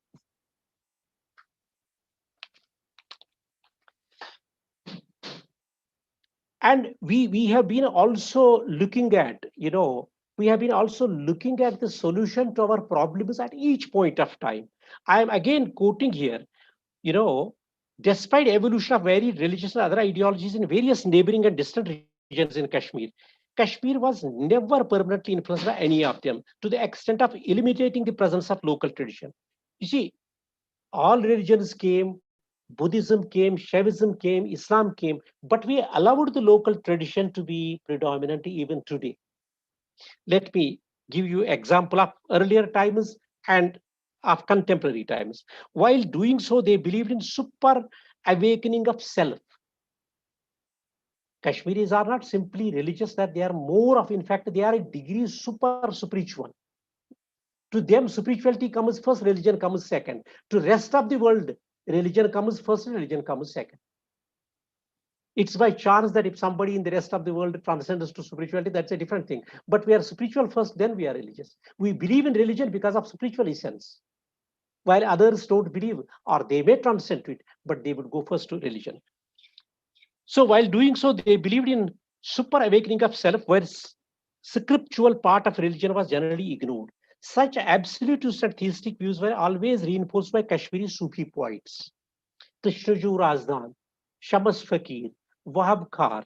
Let me quote here one of the examples presented by Mahmud Gami when he says, Suratan Mane Tabir Khabas. Suratan Mane Tabir Khabas. Mushukzan Mirit Gulabas. Vessels ni jai cheni ke nakabas. Rindchuk zindakatabas. I provide the English translation. The two are the rose and its perfume, for example. Same, I am telling you. Rose and its perfume is basically he is talking of religion and the essence is spirituality. He says, really, when you go in front of spirituality, you remove all veils are removed from him, who is one with, and how you live on this water. That refers to his less dependence on material life or material culture. It is this way the heretical tradition was used to mediate between the absolute and the finite intelligence. The different forms that entered Kashmir evolved locally were included into super, and the acceptance of one form did not reject the other, and it meant an unending process of incorporation that culminated as a part of the process inculcating Kashmiriyat. As a result, we find his heretical tradition remained always more impacting, widely spread than religious formulation, even though it enveloped into its fold majority of people. You know, but these all processes were not without stress and states.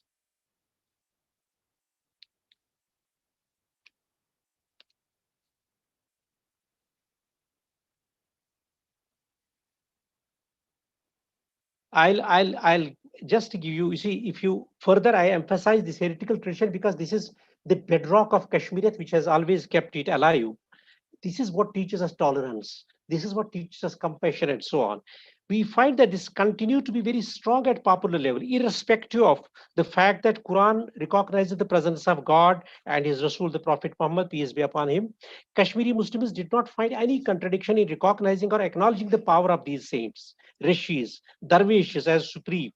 That is why and how the institution of heretics exercised, at popular culture, they exercised a great influence. I have personally seen thousands of Muslims and Pandits visiting dervishes such as Sultan Sahib, you may not know, of Brang,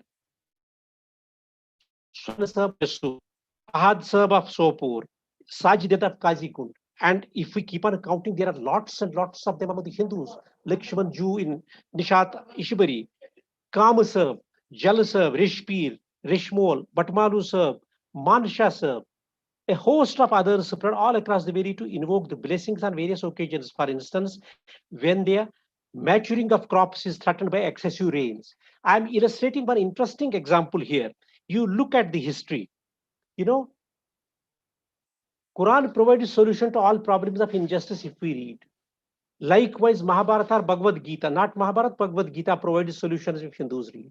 But look at when we are threatened by a calamity, when our crops are being threatened, in a place where we have only one crop economy, what do the popular culture and the common Kashmiri does? I am illustrating a picture here of Napul in front of you. I have brought this photograph particularly for you.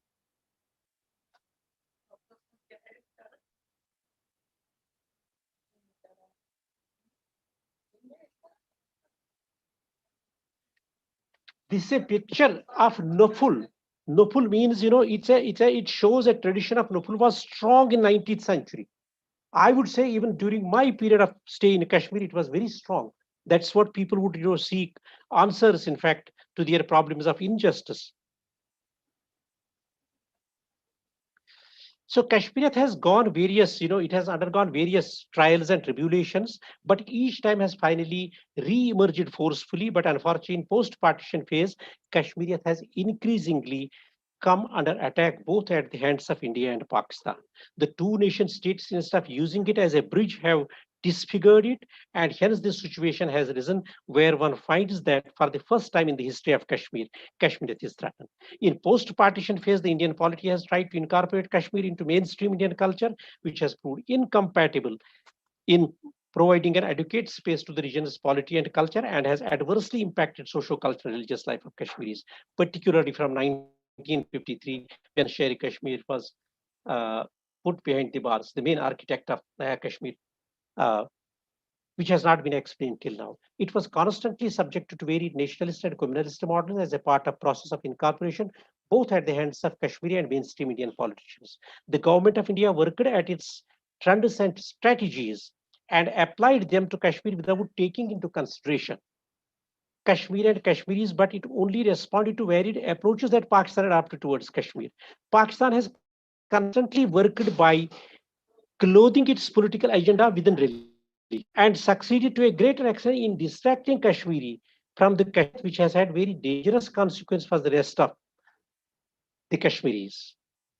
To what extent they have succeeded in their larger mission is a matter of debate. But what is certain is that both India and Pakistan have succeeded in defacing Kashmir and Kashmir at different levels. Let me quote Kalhana here. Kalhana says that Kashmir is the only country which may be conquered by force of spiritual merit, but not by armed force. It's at that point of time that Kalhana has said that Kashmir can be conquered by spiritual merit, but not by force at all. Yes, Kashmir has eroded because of the present political circumstances. There are varied factors which have impacted Kashmir, which we have enlisted, but still I find that there are lots of people working to reinforce this strategy. I had said earlier that the last point that I want to make here is how Kashmir continues to live. You know, there is Sufi Zargar Habib Sahab, a very, very eminent Sufi and a very literate personality also, who is well read in all religions, I would say. He talks of Sanskrit. He can tell you in Sanskrit the entire shloka of Gita. He can tell you in Arabic any verse or surah from the Quran. But let me, when I met him, how does he believe in Kashmir? He has written a large, Nati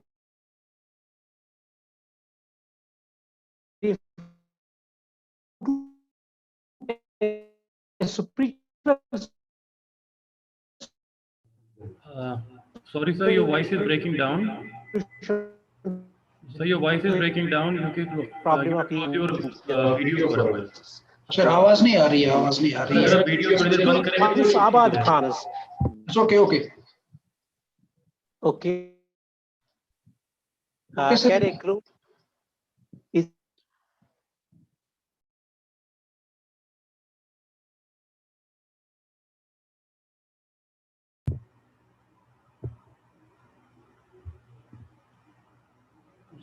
इनका शायद disconnect हो गया sir.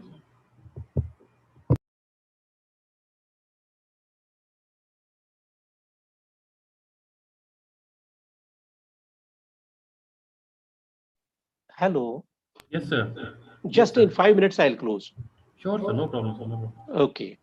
So, I bet, sir, I'm share it. Can you share it? Okay. I have said that Kashmiris even now don't believe political, sort of process and other things. They are trying to invoke that if common Kashmiri could be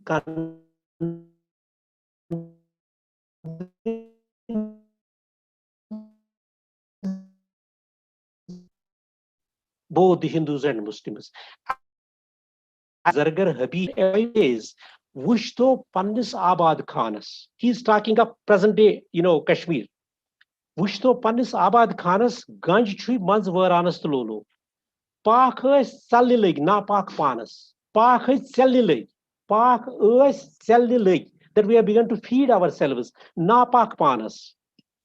Pak Salilig, na Pak Khanas. Jantamans line I Varanas.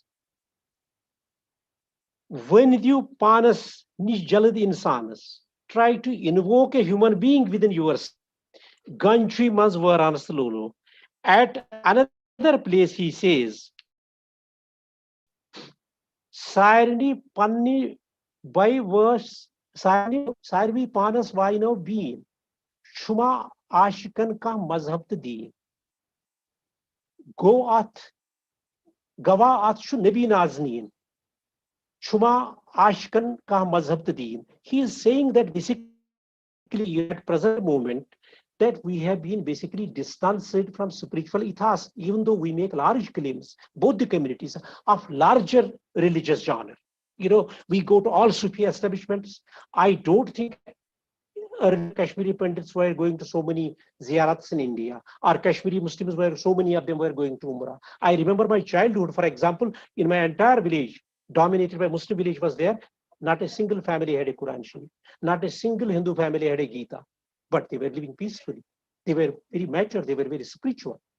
So unless we enforce those, values which Sargar Habib says, the last line of Sargar Habib says, achievements garas, vendimo yaras. Achievements garas, vendimo yaras. About militancy, he is saying, Zalvinis naras karun atwas. Look at the perception and fortitude of the person here. Achievements garas, vendimo yaras. Zalvinis naras karun atwas. Zalvinis naras karun atwas. Hazrat Balche dead tal praras. Hazrat Nabias karas feryad. You see, he says that ultimately human beings, at the end of everything, we say it's up to God. He says, let us go pray to God. And it is He who is looking for solutions to our problems. So therefore, I don't mean to say that all of us should go and sit in a dargah and keep our hands closed. No, that we have, what he's basically saying is that we shall have to invoke a real human being, a real Kashmiri who has part and parcel of the 1,000-year-old tradition, the tradition of love, tradition of compassion, tradition of plurality, tradition of multiculturalism, and tradition above all of compassion. It is with these words that I profusely thank you all and all the audiences for having been tolerant. Thank you. Thank you, sir, for this scholarly presentation. You took us back to 5,000 years of Kashmir history and presented us before different contours of Kashmirian. Now the session is open for question answer. Okay, participants. Yes, Galaxy A. I have unmuted you. You can ask your question. Yes, sir.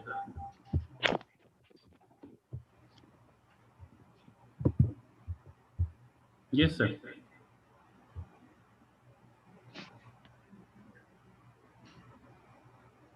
Sir, you may ask your question.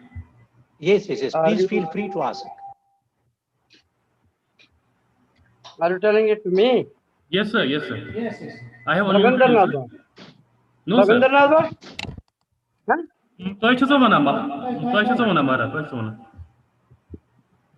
मुझे मुझे तो नहीं बोल रहे मुझे जी. yeah. First of all, I may tell to Professor R L Hangloo, Namaskar Maharaj. Namaskar Maharaj. Namaskar. Namaskar, please. I am Rabindranath Bhatt from Loghripura. Very nice talking to you. Nice talking to you. Namaskar. The sum total of what you say is that the term Kashmirian, though it was prevalent neither in the history nor in the dictionary of Kashmir, but it still was prevalent there as a social feeling since the time immemorial. Why is it now that this Kashmirian is at the deathbed counting its breath? How can it be revived now? What is the realization status of all of us? It's okay. Okay, that's your question. Yeah, right, perfectly okay. Thank you for the question. You see, the elements of Kashmiriyat and part and parcel of integrated personality of Kashmir from times immemorial. Its elements were present, but we never picked it up because I think we were all overwhelmed with Kashmir. Only thing is we became conscious of it when Kashmir was threatened. Because it was threatened, for example, in recent times. So therefore, we immediately started looking as to what has happened to the Kashmirian. You understand? Yes, in sir. our house, there may be different windows, and those windows may be open or closed. But when a tiger comes from the window or in the compound, then only we become conscious whether this window has a grill, whether that door has a lock. We become, but until then we don't become. So Kashmiriat, it was part and parcel of human personality when it began to be threatened because of various other ideological forces or political processes or political forces, then we began to, sort of talk about what happened to Kashmir. Thank you, sir. It can be, if we invoke it, Gargar Jake, if we go to all the places instead of conducting this a wonderful seminar, for example, educate people, educate our future generations. What does a child, both from Kashmiri Hindu family or a Muslim family, know? What was the relationship the person who is born in 1990 post? So likewise, if we educate them on both sides of the line, both sides of, Jammu and Kashmir, in fact, if we educate Kashmiris that we are all totally an exclusive community, certainly we can revert back. There is nothing that cannot be achieved, you see, because desire is the beginning of any achievement. Right. Thank you, sir. We have Dr. Deepa. She wants to ask a question. Over to you, Dr. Deepa. Yeah, thank you, Mutahar. Sir, I'm a faculty member at Amar Singh College. First of all, it has been a pleasure listening to your lecture, and I feel really honored having participated in this webinar. Thank you. And more than a question, it's just an observation, I would say, that, I think personally, sir, you may respond to it the way you like. I think personally that Kashmir is going through the most painful transition post the militancy. Absolutely. Yeah, post the militancy era. See, I, as I would say that I, as a person, I have seen, I have grown up in the militancy era. My earliest memories are those of what happened during militancy, the crackdowns and yes. all that stuff. Crackdown, killings, destroying the privacy of public. Yes, right. For my generation, who is 30 plus, I have heard about the exodus of Hindus. My parents, they narrate tales about their Hindu friends, about having experienced a different community, and they constantly talk to us as if we are the deprived generation. We haven't seen what we have seen. We haven't had those experiences what they have had. And they talk about the Pandits' way of living, how they used to live. It was a communal, beautiful way of living. But now we are going through a painful transition. Now, you said that Islam doesn't espouse casteism, Hinduism doesn't espouse casteism, for example. But we are Hinduism does. Hinduism does. Okay, Islam Shaivism does not. Shaivism does not. Shaivism does not. Okay, I'll correct myself. Shaivism doesn't espouse casteism. We are becoming extremely castists. It's not only political alienation that we are suffering from, we are also alienating ourselves from each other. So in this scenario, how do you think that this concept of Kashmiriyat, how can it really help us to come out of the alienation and suffering that we have subjected ourselves to? There is a suffering within and there is a suffering without. And we have subjected ourselves to a certain kind of suffering that we are the authors of. We have created the suffering for our own selves. How would this concept, this beautiful concept of tolerance, love, compassion, that is Kashmirit in other words, how would it salvage us? That is my first question. And the second, how do you bring a particular structure or an institution in order to, what can I say, authenticate this concept of Kashmiriyat? Common people who are not so much into ideas and thinking, they know what it means to be compassionate. They know how to welcome a guest. They know how to take care of their neighbors. But how do they use this concept in order to salvage ourselves from the suffering that we have subjected ourselves to? So that's my question. Thank you very much. Thank you, Dr. Deepa. Right. Yeah, it's a very, very important question. Very important question. I appreciate it. Let me first of all tell you, you see, it is a very difficult challenge for the future generations, and but the best would be, I would say, that there should be communicative programs. We are being shown different reality by television, and that is monitored and tutored by the government. I think the private agencies should do it. Ask your friends in college, you ask your colleagues, let people from their neighbors, for example, the Hindu neighbors, and let the Hindu neighbors get their own Muslim neighbors. They have to get back, unless there is a process of rapprochement.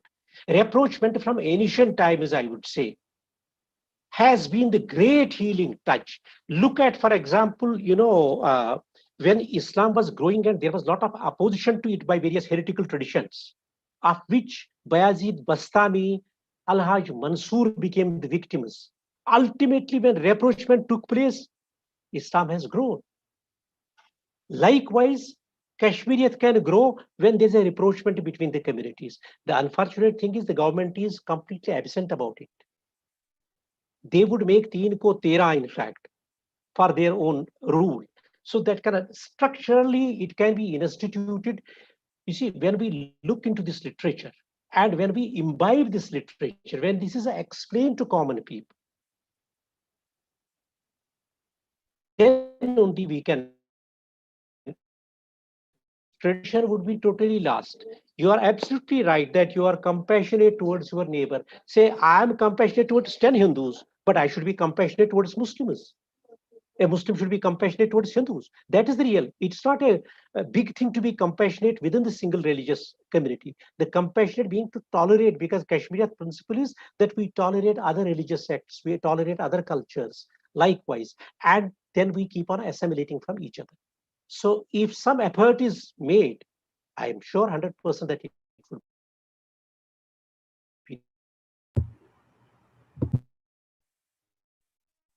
Let a college take an initiative, like you have initiated a webinar, like people, if we keep on sort of stressing this, I'm sure it's going to change.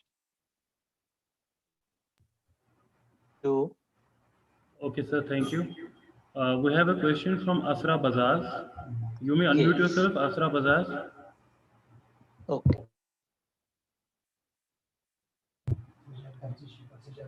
Okay, we have Sajad Darzi. Yes, Sajad. He's my friend. Sajad? Yes, you can ask your question. Shall I ask my question, Dr. Adib? Shall I ask my question? Please. Yes, you can ask your question, sure. Sajad. Sure. Thank you. Good afternoon, Professor. It has been a pleasure listening to you. I'm Sajad. I teach history at Kashmir University. I have only a small query, not a big question, because you have delved into it quite nicely and very informative. The point is that when we talk about the Rishi movement, as you quoted Professor Khan, that we believe that rishis were the carriers of the pre-Islamic traditions and a pre-Islamic psyche and a host of the pre-Islamic, attributes that are with them. But coming to it, the sources that are actually there about the rishi movement, these have been written mostly by Sarvardis.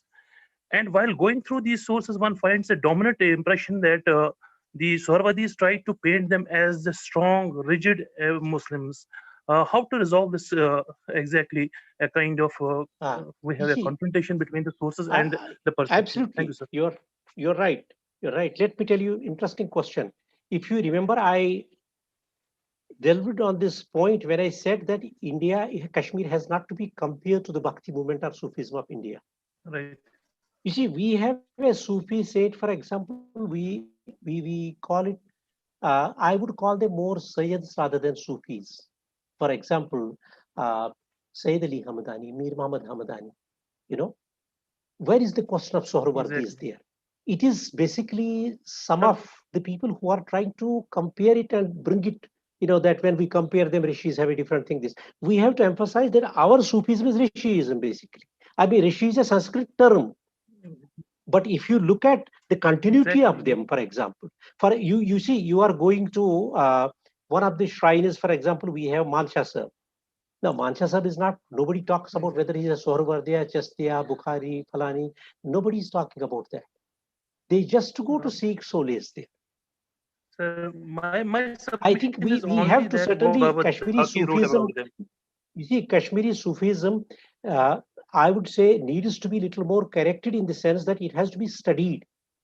It has to be studied. Khan has provided a very good reader for Kashmir Sufism. I don't know if that's available there, but nobody has done a serious work on this. We have Rafiqi Sahib Sufism, but look at the sources. The very first page talks about Lawrence. Lawrence was 19th century scholar. So therefore, Sufism has to be studied very thoroughly if you look at the works of Sayyid Ali Hamdani, and then this Sufi literature that's available to us. Exactly. I think you look at Wahab Khar, for example. Look at Mahmud Ghami, Shams Fakir, Krishna Ju Razdan, so many of them, in fact, they are talking of a similar language, and they do not distinguish and sort of encapsulate themselves into any kind of Sohrawardiya, just there are no orders at all. When we bring in the Indianness of cost of orders, we get divided there. We get not only Hindus and Muslims divided, we are dividing Muslims also there. That's the problem. Okay. Right. Thank you, sir. We have a question from YouTube channel. Is history not just a story from the perception of a historian, and is not the most authentic story only that history which propagates the ideology of those in power? Can you, sir, please respond to that? You see, I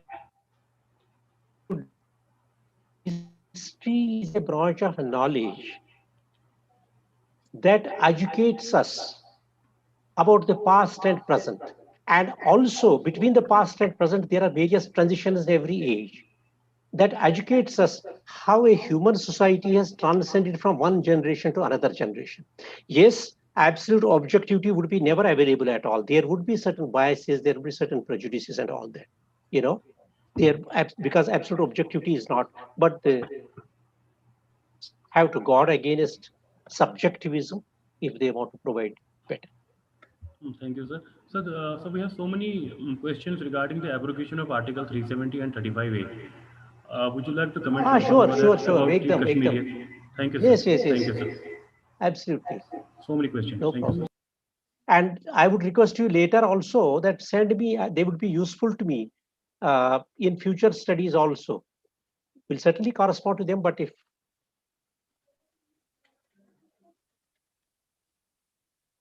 we have Dr. Nusrat Jan. I have unmuted you. Kindly ask your question. Dr. Nusrat Jan. Okay, I think she's not connected. We have Zubair Ahmed Butt. Zubair. Okay, I think we have more questions than the time we have available for this. For more questions, you can write directly to our learned speaker. We'll be sharing the email address of our speaker with you in due course. So I think, sir, we should conclude it. Okay, sir. Over to you, sir. Okay, this was a very fruitful session. Fruitful question answer session. Participants asked very promising questions and took the expert back to the core purpose of his subject. Thanks, participants, for these valuable and inquisitive queries.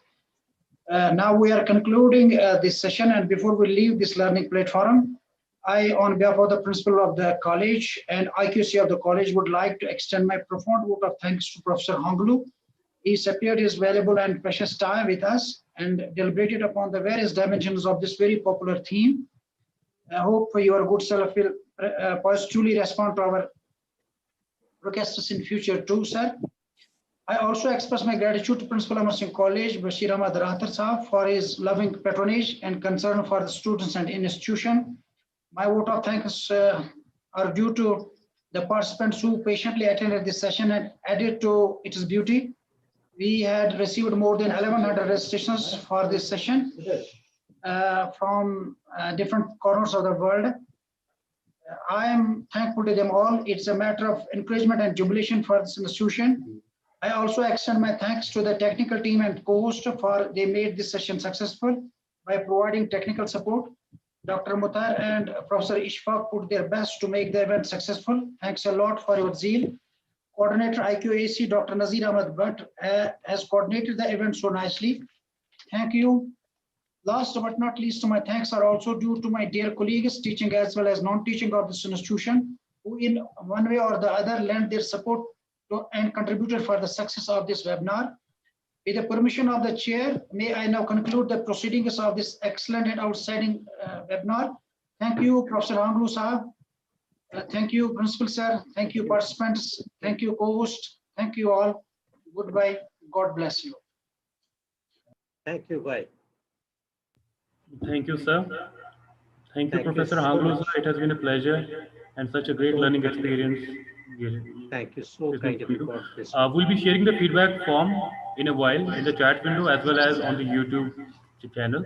Thank you, sir. Participants are requested to Thank stand you. by for a while. Thank you. Thanks. Thank you, sir. Thank you.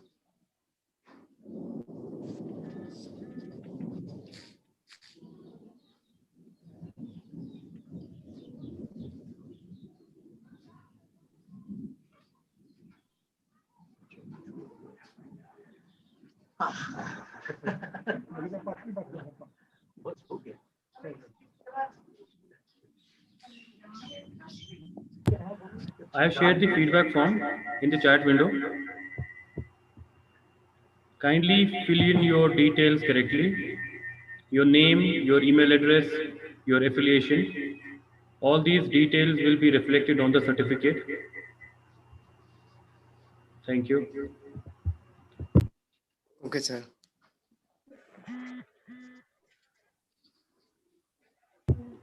And we also request all the participants to open their cameras for a while for a group photograph. Thank you.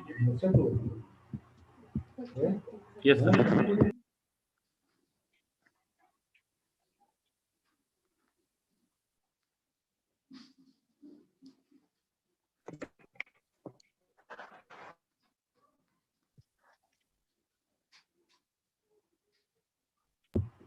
Thank you, Dr. Sajad.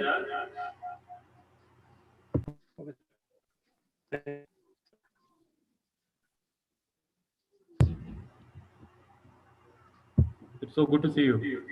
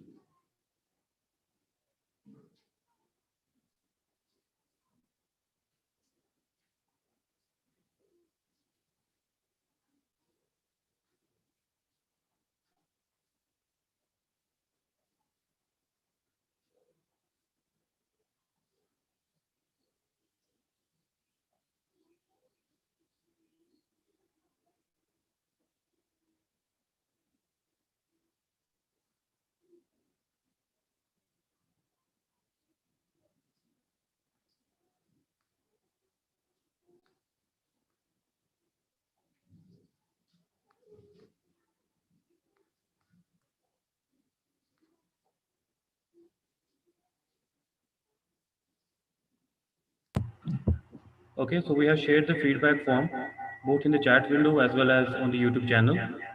We'll also be sharing the feedback form in the WhatsApp groups, so you can fill it. Thank you.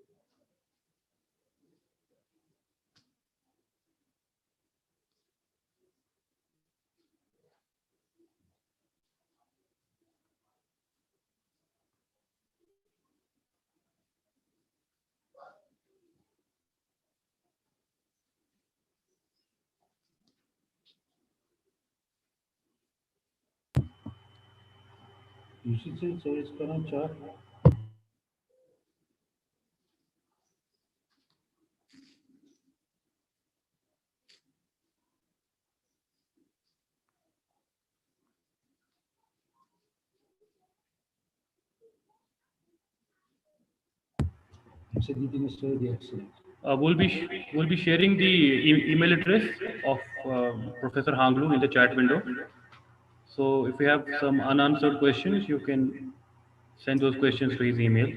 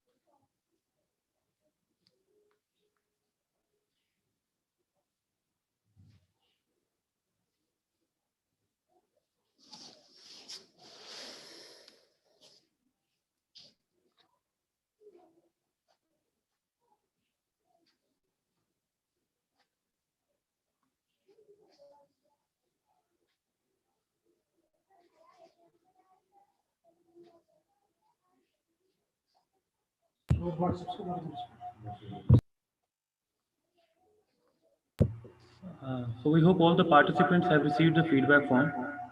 So kindly fill this carefully. We have also shared the email address of our learned speaker in the chat window. Yes, it's ratan59 at the rate of gmail.com. Yes, it's ratan59.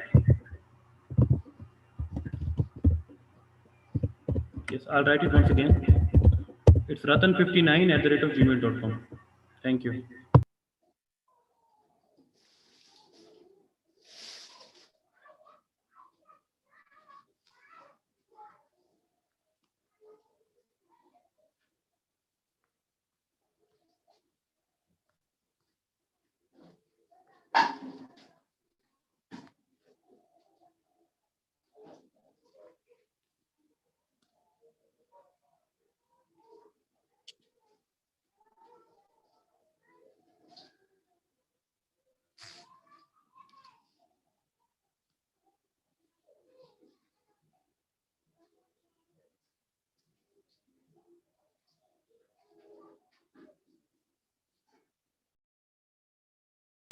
Yes, the participants who have submitted the feedback, they can leave the meeting. Yes. Thank you. We will keep the meeting open for some more time, 5 minutes maybe, so that all the participants get the feedback form. For the rest of the participants, they can leave the meeting. Thank you.